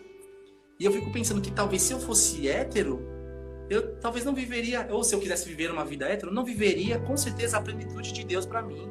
A vontade de Deus para mim, sabe? Então eu acho que é aí que as pessoas têm que entender, é que Deus tem um plano e um propósito específico, te usando na sua diversidade, na sua pluralidade, sabe? Não lutar sendo contra você, mas assumindo como Deus te fez e enxergar a beleza do que Deus fez em você, a beleza da sua aparência física, a beleza da sua personalidade, seja ela de como for, porque essa que é a graça de Deus. Nosso Deus é um Deus criativo, seria um Deus muito sem graça se ele criasse pessoas muito assim iguais, né? Mas tudo em série, é muito sem graça. Nosso Deus não é um Deus sem graça, nosso Deus é hiper criativo, né? Então tudo isso foi se elucidando, e aí foi então que aí a gente resolveu procurar uma igreja. Já tínhamos ido na cidade de refúgio uma vez, eu não tinha gostado muito, assim, meio... mas porque não era o meu meio, né? E foi quando a gente resolveu se envolver. Né? Jonathan, acho que travou pra mim aqui você, eu não sei se... Isso, travou pra mim também, agora travou você pra mim também. Antes da gente continuar, sobre a sua entrada na cidade de refúgio, assim, você compartilhou com a gente um sentimento que acho que a maioria das pessoas que estão aqui deve vivenciar, que são religiosas de igrejas cristãs, de alguma forma vocês também vivenciaram isso, que é o seguinte: quando a gente cresce num ambiente religioso, eu não sei se tem de alguma forma isso vem do nosso inconsciente, porque isso vem como você falou, né, da cartilha, né? Uma cartilha que muitas das vezes não é o checklist que eu geralmente falo. É um checklist que às vezes não é um checklist consciente, mas que é passado no dia a dia pra gente dentro da igreja, não senta de tal forma, não senta não sei o que, faz não sei o que, e a gente começa a se cobrar. E dentro disso, a gente ouve o seguinte, de que quando a gente vai se aproximar de Deus, o pecado da carne que muitas das vezes é apresentado pra gente, a gente vai ser liberto desse pecado da carne. E muitas das vezes o que acaba acontecendo é que a gente começa, não que a gente não devesse fazer as coisas para Deus. A gente começa a respirar a igreja, sabe? A gente começa a respirar e aí eu fico muito preocupado porque eu vivi isso, sabe? Do seguinte, o que eu estou fazendo, até onde está indo a minha adoração, no que eu estou fazendo ou o que eu estou performando, sabe? Porque a igreja cobra da gente uma postura de que eu tenho que estar certinho, sabe? Tem que estar certinho entre aspas, né? Cobra da gente um papel no qual a gente não está, cobra da gente uma identidade que não pertence a gente, para que a gente seja aceito dentro de uma comunidade. Aí a gente acaba. Você falou, né, da questão da mentira, né? A mentira, de fato, é algo que na Bíblia é apresentado como um pecado, mas a sexualidade, apesar de as pessoas interpretarem como a orientação sexual, identidade de gênero, tudo que envolve sexualidade como um pecado, não é revelado na Bíblia como um pecado, mas a mentira é diretamente atribuída como pecado, quando fala lá nos 10 mandamentos que a gente não pode fazer um falso contra o nosso próximo. E aí, a gente, para manter essa identidade que é cobrada da gente, a gente vai e começa a mentir uma identidade que a gente não tem, a gente acaba se tornando pessoas extremamente moralistas, porque a gente acaba, por a gente estar se cobrando de uma forma tão alta e os outros estão tendo uma expectativa tão alta sobre a gente acaba que julgando e cobrando do outro uma santidade que nem a gente está tendo, que a gente está performando para a gente se manter aceito dentro de uma comunidade religiosa. E quando a gente está falando desses momentos de transição, de você estar saindo de uma igreja aí, né, agora, você fala, está saindo da tradicional, nesse momento da história que você está narrando, e indo para uma igreja inclusiva, é quando vem, mais uma vez, o choque de crença, né? Primeiro é quando a gente se identifica quanto LGBT, a gente tem um choque com a crença religiosa e com a nossa orientação sexual. E agora eu acredito que você viveu isso, de que é o seguinte, uma crença tradicional que muitas das vezes demoniza a crença de uma religião inclusiva. E aí você fica assim, não, porque isso não combina comigo, porque isso é errado. Isso é errado por quê? Sabe? Isso é errado a partir de uma ótica, porque eu cresci ouvindo que o certo a vida inteira é isso, e agora eu estou me deparando com uma outra forma de conhecer a verdade. E você também apresentou, né? Porque eu quero deixar isso, acho que mais esclarecido para quem está ouvindo, que é o seguinte, Deus é muito diverso, sabe? Ele criou as pessoas com propósitos, sabe? E acho que um Deus que criou tanta coisa, se a gente pegar o relato da criação segundo a Bíblia, com tanta diversidade, por que na criação do ser humano estaria restrito ali, sabe? De que tem que ser um homem e uma mulher cisgênero e heterossexual, sabe?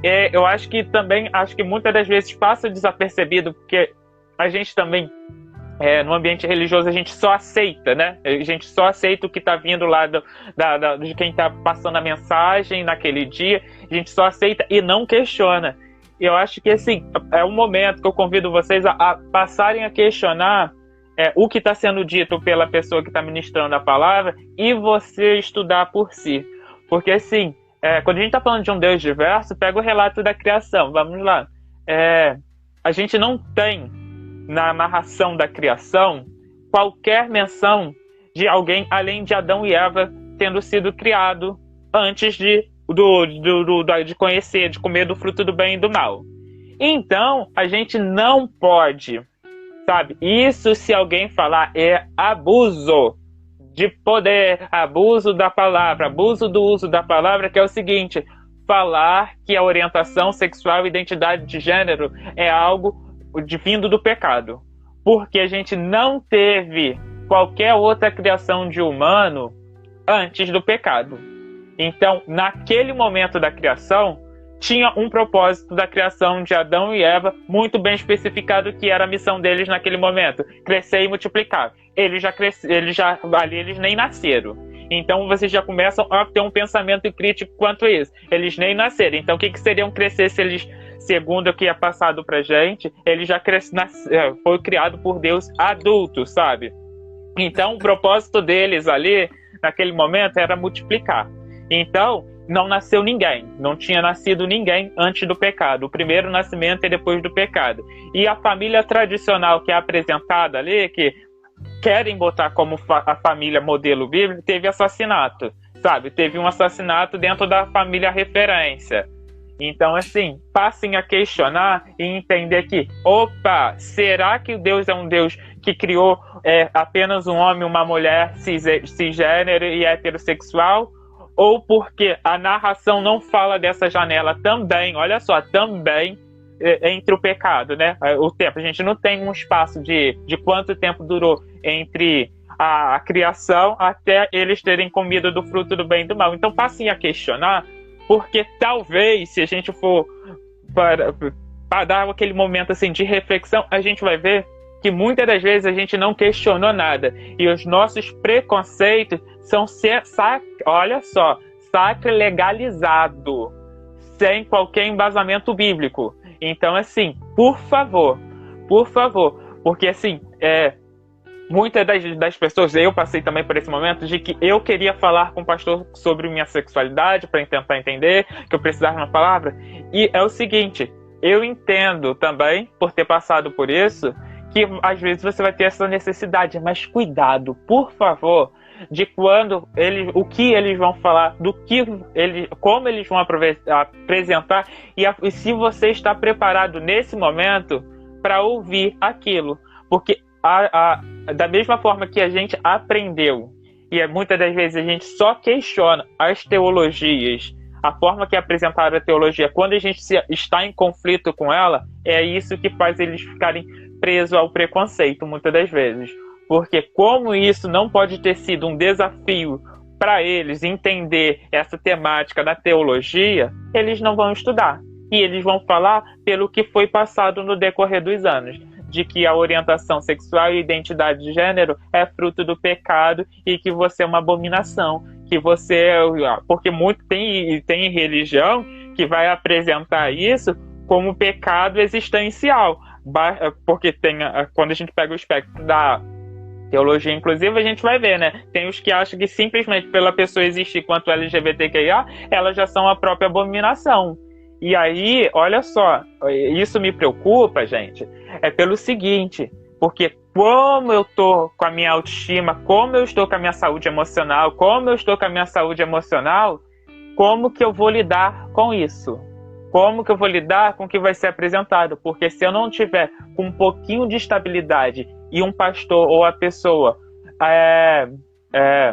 apresenta isso pra gente, pode ser um gatilho para um suicídio, pode ser um gatilho para coisas muito mais sérias. Então, assim, tem um pensamento um pouquinho só questionador quando o assunto é religião tradicional e a crença LGBT.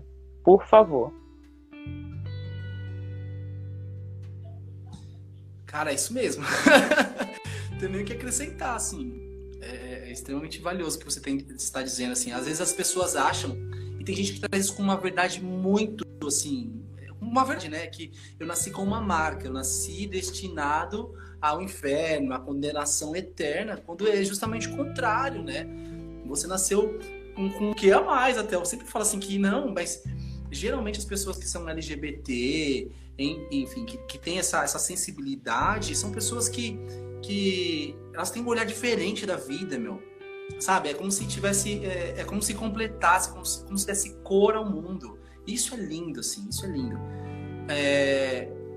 E é isso. Acho que você pontuou assim, não tem nem o que acrescentar. Comentou. Eu quero saber, a gente quer saber agora como foi esse momento de transição, né? Da sua saída da igreja tradicional, indo para a cidade de refúgio. Como que foi essa transição?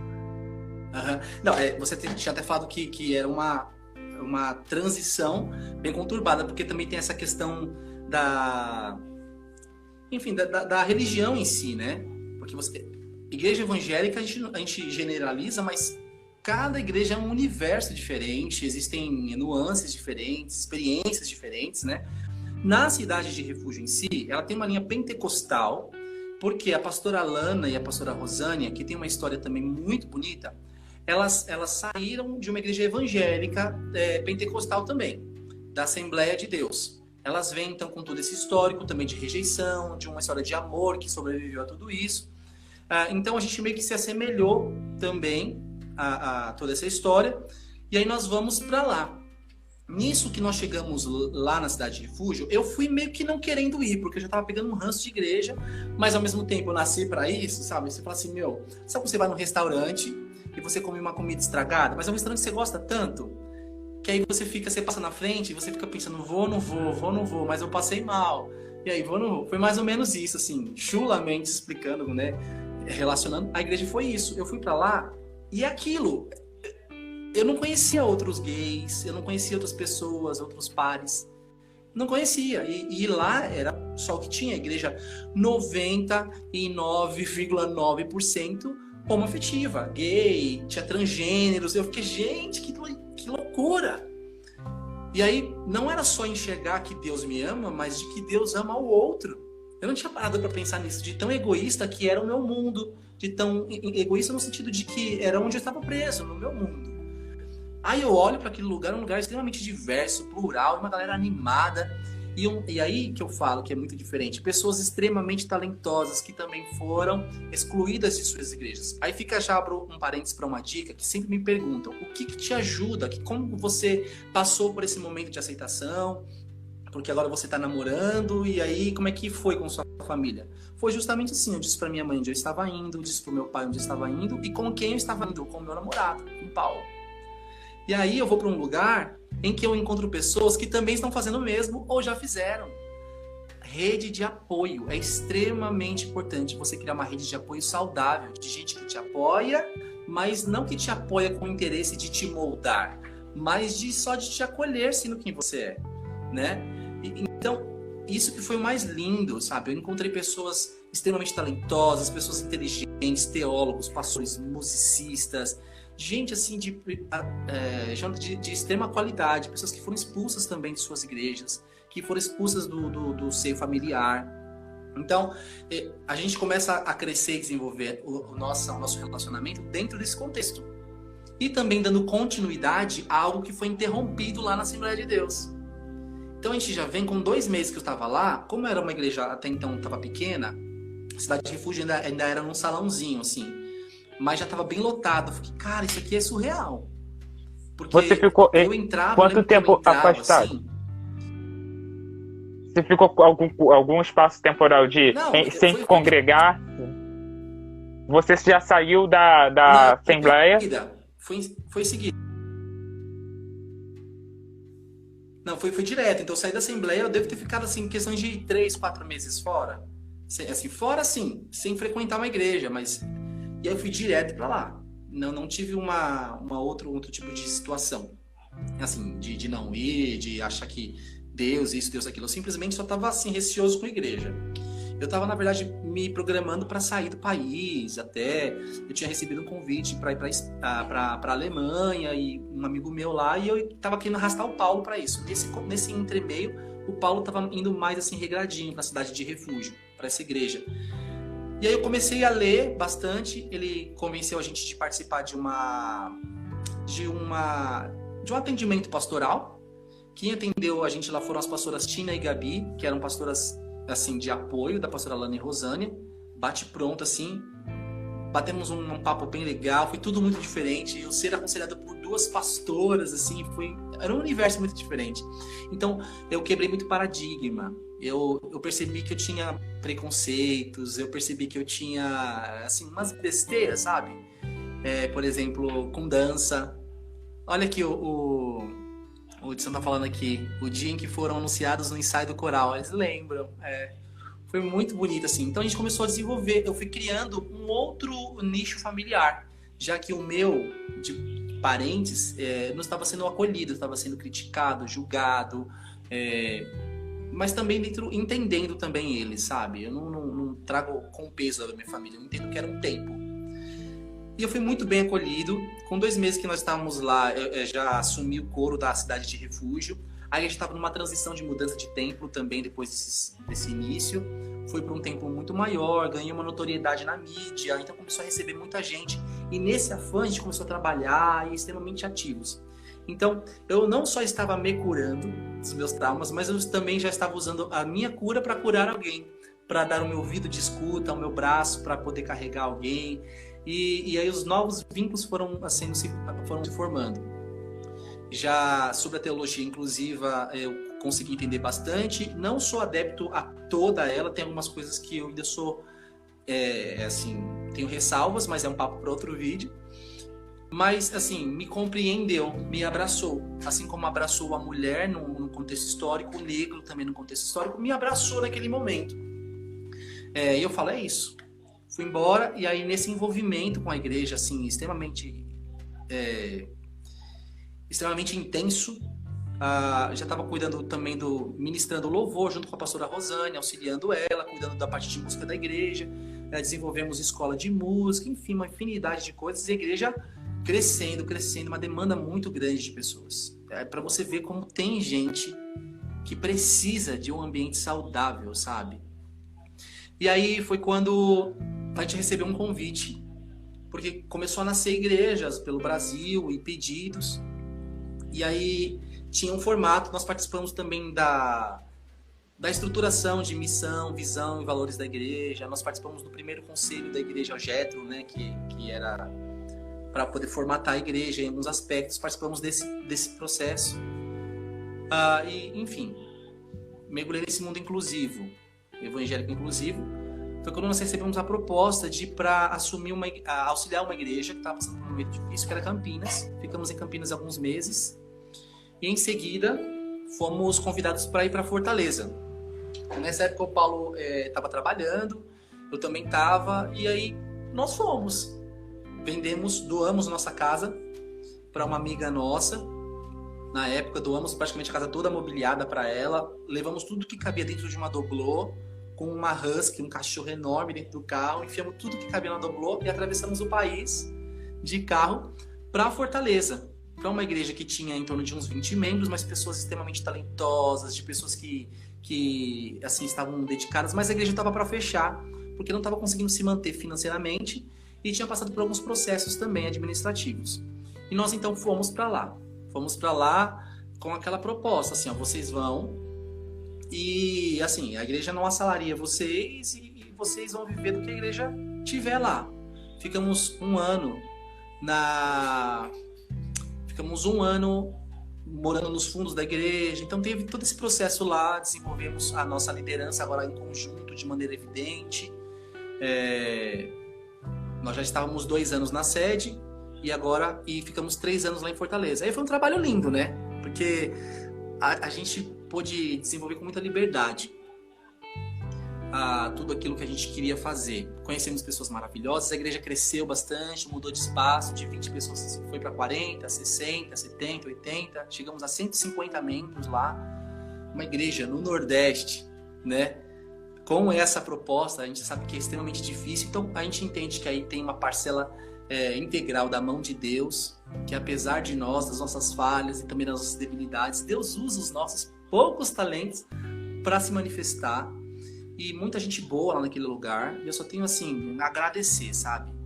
Foi realmente algo incrível. Fiz os primeiros casamentos, eu realizei lá, aconselhamentos pastorais, e a gente foi passando esses valores para essa galera, recebendo pessoas como a gente, e foi isso, assim, não tem muito o que dizer, porque foi uma vivência muito natural de pastoreio. O que muda muito é o tipo de público, né? São as histórias que a gente ouve, que são muito pesadas, são de sofrimentos,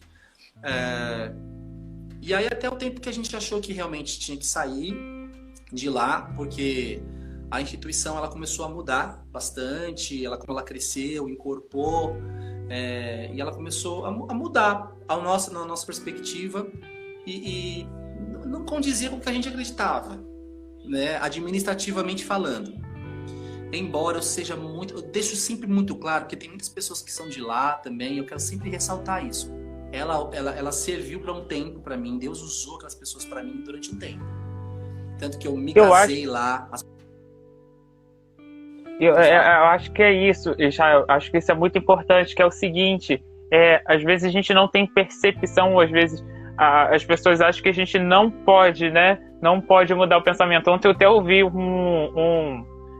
então, ouvi na série ontem, foi até a personagem da Lília Cabral que falou o seguinte: um pensamento que não pode ser mudado não é um bom pensamento, né? Porque assim, isso envolve tudo, principalmente na questão de crença. A partir do momento que eu não consigo perceber que eu posso mudar de percepção e eu posso abandonar um estado onde eu estou para ir para outro, e nesse caso você está fazendo essa transição de crença de novo, se eu não consigo perceber que isso é saudável, sabe? Isso é natural, qual é o meu propósito, sabe? Porque muitas das vezes a gente não consegue entender isso, de que eu posso mudar de crença, que eu tenho que ser respeitado, sabe? Quando a minha decisão eu não quero estar nesse momento aqui, porque isso aqui hoje não me representa da forma que já me representou. E agora isso daqui me representa mais. Então eu quero estar aqui, porque isso daqui tem um significado melhor para mim, sabe? E acho que muitas das vezes as pessoas não conseguem perceber isso. Quando eu falo assim, enquanto adventista, que muitas das vezes as pessoas não entendem que muitas vezes as pessoas falam assim: Jonathan, por que você não sai da adventista, já que ela não aceita o LGBT? Mas a questão não é se ela não aceita. Eu me sentiria confortável, sem dúvida, numa igreja inclusiva. Mas eu também entendo que Deus tem um propósito comigo nesse momento, para que eu ajude a pessoas que ainda precisam de ajuda dentro da igreja adventista, sabe? Eu me identifico hoje como um adventista, porque ainda ela me representa, mesmo na questão de sexualidade, a gente discordando, sabe? Mesmo quando a gente está falando de questão de ministério pastoral, a igreja adventista tem um posicionamento diferente do que eu entendo para ministério. Ainda assim, ela me representa porque a maioria das suas crenças ainda faz sentido para mim, sabe? Mas às vezes as pessoas acham que a gente tem que sair de um ambiente religioso porque só não concorda com uma única coisa. E quando a gente está falando dessa única coisa, se a sexualidade, aí as pessoas acham que tem que ter um afastamento de primeiro momento. E assim, quando você apresenta pra gente que você tá fazendo mais uma vez essa transição, sabe, de crença, isso é importante, sabe? E isso para mim, assim, isso passa para mim uma confiança de crença, de autoconhecimento que você tem sobre você, sabe? Que é isso que eu tento apresentar para quem me acompanha nesses últimos 5 anos aí. Porque, olha, nada melhor do que você iniciou, né, a nossa live falando sobre a verdade vos libertará. A minha verdade, o que eu entendo, como que a verdade tem sido apresentada pra gente, sabe? Quando você vem, novamente quero repetir, quando você apresenta pra gente assim, a sua transição de crença mais uma vez, isso é muito importante, porque você se conhece. Você e Paulo se conhecem ao ponto de saber que, opa, chegou o momento, agora eu preciso iniciar uma nova etapa das nossas vidas, sabe? Isso é bonito, é importante, é significativo. E a gente toma essa atitude com muita cautela, porque a gente entende que a gente também é acompanhado por muitas pessoas. Assim como eu sou inspirado por pessoas, eu inspiro outras também. E eu tenho que ter essa responsabilidade e de que eu carrego outras pessoas comigo nesse sentido, né? E qualquer atitude que eu tome irresponsável pode afetar também a vida de alguém, sabe? Então, como liderança da igreja, eu comecei a tomar atitudes que eu já não concordava mais. Mas eu falei assim, eu tenho que eu já tinha entrado na cidade de refúgio com algumas ressalvas. Mas eu me submetia, a grosso modo falando, tem mais resultados do que perdas. Eu tenho mais ganhos do que perdas.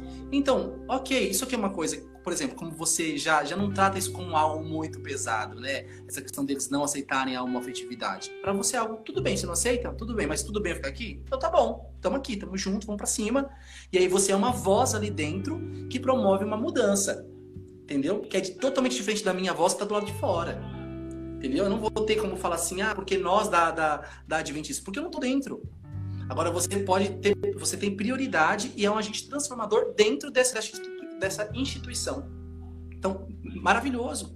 Só que aí eu já dentro da instituição que estava, a Cidade de Refúgio, comecei a ver algumas coisas do início, mas tudo bem. Só que conforme a igreja vai criando um corpo, e ela também muda, não só a nossa crença, mas a igreja como instituição, ela vai mudando, né? Porque é natural, precisa que padrões sejam estabelecidos, e conforme a experiência da igreja, ela vai tomando algumas posições mais definidas.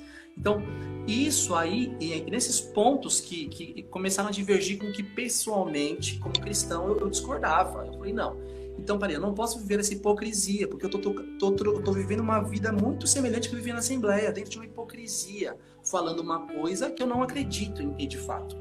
Entendeu? E aí toda vez que eu comecei a me manifestar que eu pensava diferente, de alguma forma isso era tido como contrário. E aí que é a grande dificuldade das pessoas entenderem que pensar diferente não é ser contra. Muito pelo contrário, eu entendo a importância de cada instituição dentro daquilo que ela se propõe a trabalhar, né? E incentivo e indico, né? Só que para mim hoje, como líder, sendo um dos líderes da igreja lá, eu falei, poxa, para mim isso não tá dando certo. Eu já tinha acabado de adotar um filho, adotei lá também, e aí também outro tema, se quiser a gente pode compartilhar sobre isso, que é super legal a história dele. E aí eu falei, poxa, acho que tá na hora de vir. O meu casamento estava sendo afetado com isso, eu pessoalmente já não estava muito bem, porque a demanda da igreja, ela é muito alta, ela é frenética, né? Para quem é pastor, para quem trabalha na igreja sabe disso. Existe uma necessidade, ainda mais nesse mundo que a gente vive, assim, de carências afetivas, de problemas muito patológicos, psicológicos, muito sérios. Então existe uma demanda que o pastor tem que ser teólogo, tem que ser psicólogo, tem que ser músico, então isso suga muito da gente. E querendo ou não, a gente é novo, né? Eu tenho 32 anos, somos jovens. E a gente também tem uma vida pessoal. E então, dentro de tudo isso, a nossa relação com a igreja já não estava tão saudável. Aí foi quando, para que a linha do respeito, da admiração permanecesse, nós voltamos. Nós iríamos até para o Rio de Janeiro, mas no final de ano aconteceram algumas coisas que nós decidimos não ir mais, assumir a igreja do Rio de Janeiro. Ficamos mais 6 meses, entrou a pandemia logo no começo do ano passado, né? Ficamos mais 6 meses congregando online, se esforçando, mas já não era mais a mesma coisa. Porque aquelas pequenas coisas do início já eram grandes coisas pra gente agora. E aí foi quando a gente decidiu realmente se desligar, e foi muito, assim, foi muito tranquilo. Eu já tinha acompanhado o pastor Ricardo Gondim, e aí eu comecei a me aproximar deles, a pastora Silvia Jerusa, fui acolhido por eles durante esse ano de 2020. E foi tão legal. O Lucas, que é o líder de jovens, o pastor Will, é uma igreja progressista, cara, e é uma igreja tradicional, se for ver, tem 30 anos. Eu fui muito bem acolhido naquele lugar, muito, muito. E aí, por isso que eu entendo a sua importância na Adventista, por isso que eu entendo a importância de pessoas que ficam dentro das igrejas. Né? E por um tempo no começo eu falava, mas por que fica, cara? Vai ficar sofrendo. Hoje eu entendo. E eu até comentei isso com uma amiga minha e falei assim, ó, cara, eu não quero mais ser uma pessoa batendo panela lá fora. Eu quero ser uma pessoa que bate panela e fala aqui dentro. Eu só quero ter essa oportunidade de poder dialogar, de poder, sabe, ser uma voz dentro. Por quê? Hoje eu entendo que Deus está me chamando para dialogar com outro tipo de público, não só com LGBTQIA+. Mas eu quero dialogar com pessoas como o meu irmão, que é de uma Assembleia de Deus, como a minha mãe, que hoje eles nos aceitam, que hoje vem diferente. Por quê? Porque teve a minha história para dialogar com eles. Aí eu fico pensando, quantas mães como a minha existem dentro de uma igreja? Perguntaram da Bethesda. Quantas pessoas dentro de uma igreja tradicional que só de bater um papo com pessoas como você, Jonathan, já não mudariam a perspectiva. Mas não batem o papo, não dialogam, por quê? Porque essas pessoas saem. Então, eu acho que aí é resistência, aí é legal também. Mas é entendendo para onde que Deus está te direcionando, para onde você está sendo vocacionado, sabe? Cada caso é um caso, não dá para generalizar e nem determinar, sentenciar alguém. Só que por conta da pandemia, a igreja também é muito longe para mim aqui. Fica na Zona Sul, eu moro em Santo André, dá só de carro, dá 1h15. É muito longe. Mas eu tenho essa parceria com eles, já ministrei, pra você ter uma ideia, já palestrei para os jovens lá, já participei do podcast dos jovens, para você entender a abertura que se tem. Eles falam muito sobre essa questão da sexualidade. Então, uma igreja que eu indico para quem puder, vá na Bethesda. É uma igreja saudável, é uma igreja que é progressista, que é contextualizada, trabalha também muito forte nessas questões dessas pautas, né? Sempre me pergunto, que igreja você poderia indicar que não fosse uma igreja inclusiva? Tem a Bethesda, né? Tenho minhas ressalvas com outras que se dizem inclusivas, que na prática não são, porque eu entendo que a Bethesda, ela é na prática. Agora, tirando todo esse merchan da Bethesda, tem uma comunidade aqui perto da minha casa que eu comecei em outubro, novembro a acompanhar online também, por conta da pandemia, que é a IEDEC. É uma igreja super bairrista, assim, pequena, mas muito aconchegante, que é a Igreja Despertar em Cristo, que é uma igreja inclusiva também. Então, hoje, nós estamos lá. Nós estamos agora, assim, literalmente, nessa semana a gente oficializou a nossa estadia naquele lugar. A pastora Fernanda Cavotti, pessoal, assim, extremamente acolhedor, uma família. Eles estão até aqui agora, os bonitinhos. Então, e é isso, sabe? É isso que eu tô te falando. É uma igreja que também eu vou fazer, é perfeita? Não é, nenhuma é perfeita. Mas a partir do momento que você está disposto sabe, a se entregar, a viver em comunidade, cara, você vai longe. E o legal é isso, é você entender que o reino de Deus, ele não é uma igreja. O reino de Deus é uma placa, sabe? Tem muita gente que nem precisa, eu acredito nisso, tem gente que não precisa nem da igreja.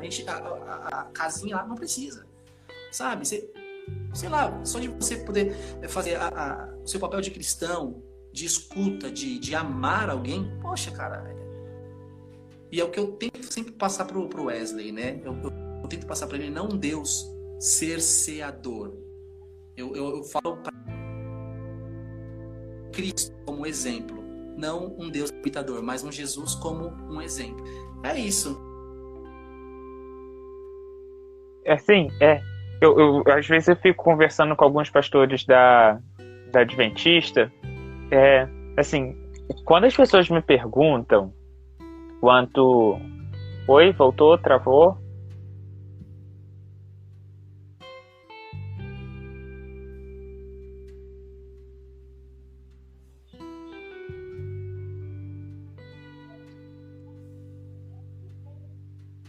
Oi, voltou.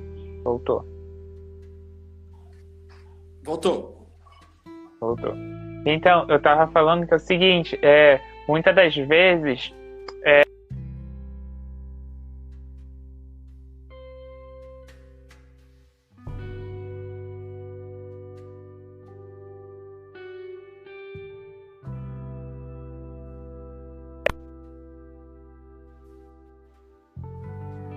Voltou? Tá firme agora? Só o áudio pra mim. Tá vindo aos pouquinhos, travando um pouco. Mas eu tô te ouvindo bem. Mas a minha imagem voltou ou não?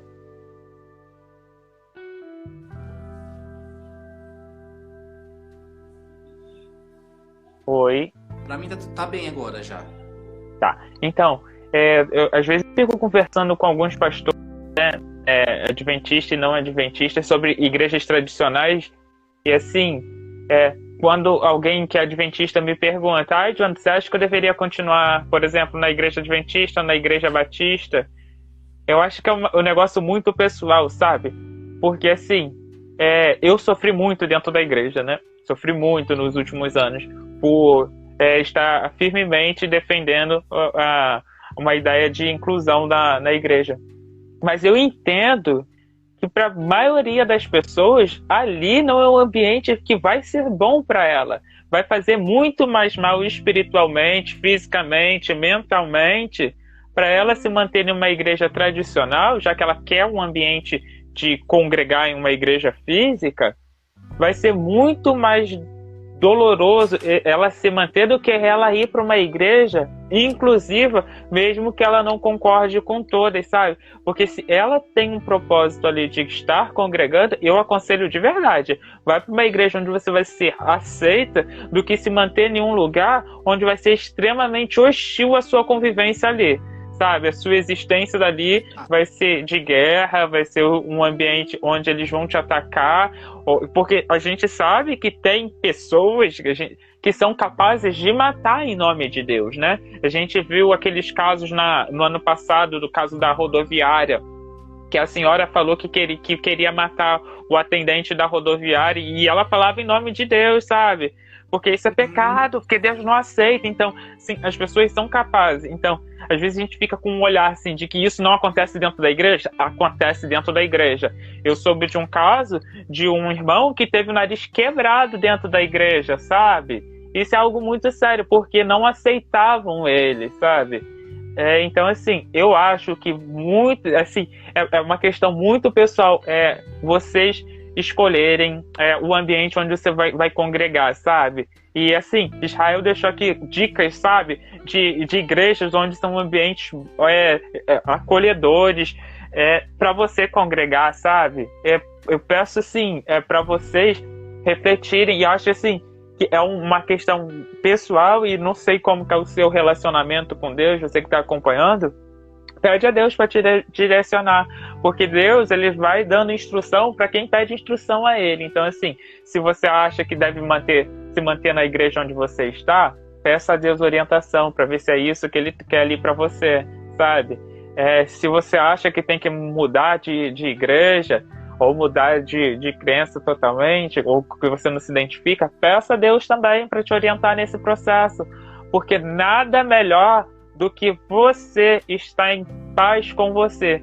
E o nome disso é liberdade de consciência. Liberdade de consciência é quando eu estou e aceito o meu pensamento e meu alinhamento com a minha crença, sabe? Muitas das vezes a gente fala muito de liberdade religiosa, e a gente esquece de liberdade de consciência. A liberdade de consciência está diretamente à liberdade de você poder crer de acordo com o que você acha certo e o melhor para você. E a liberdade religiosa está relacionada ao você poder exercer a fé que a sua consciência dita para você. Israel, eu quero muito agradecer por você ter aceitado estar aqui com a gente. Eu quero já estender, porque você já deu dica de mais 2 assuntos aqui que você gostaria de falar, que um é teologia inclusiva, e um outro que foi quando eu comecei a falar com você no ano passado, que era a temática que eu queria abordar na temporada passada, que era questões de família, né? E você tem um canal, né, que você veio apresentando. Você tem um canal que você apresenta as questões da sua família, né? Você, Paulo e Wesley. E eu quero muito falar sobre família com você, e até porque já vou deixar aqui para quem está acompanhando, a ideia é construir uma vez por mês um cine debate através de uma sala, né? Que vocês que estão acompanhando o Instagram Gay Adventista, tem uma das últimas postagens se chama Fórum, né? Fórum é o nome do grupo, né? Que as pessoas que acompanharam aqui estavam pedindo para eu deixar aberto a sala, porque está acontecendo a reunião deles nesse momento. Nossa reunião acontece às quarta-feiras, 9 da noite. Mas a ideia é fazer um cine debate por mês. E um dos filmes que a gente quer apresentar é Orações para Bob, que vai começar a trabalhar as questões de família, né? E eu gostaria muito, né? Já vou deixar aqui o convite, de que você pudesse estar com a gente nesse momento, para a gente falar de família, né? Aceitação de família, para a gente falar das famílias não tradicionais, né? Já que a religião impõe uma família de um homem e uma mulher como a tradicional, a gente quer falar das famílias não tradicionais. E eu gostaria muito de, já estou estendendo aqui em público um convite para ouvir a história do Paulo aqui também, para essa temporada de vivências LGBT, e uma com vocês juntos para a gente falar sobre família. Muito obrigado, Israel, por ter aceitado o convite. Eu que agradeço o convite. Para mim foi um prazer incrível assim te conhecer. Agora eu quero ouvir melhor depois a sua história também, que eu falei bastante hoje aqui. Quero agradecer também aos meus amigos. Eu vi bastante gente que eu conheço aqui, compartilhando, participando. Gente, e é isso, assim. O recado que eu deixo é de gratidão mesmo, e de que vamos viver mesmo o melhor de Deus pra gente aqui, que é o que a gente...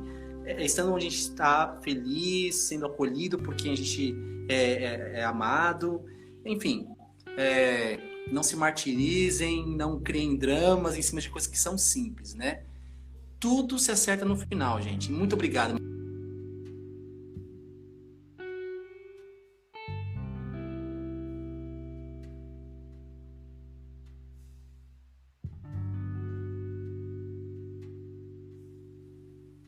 Meu Eu acho que travou de novo.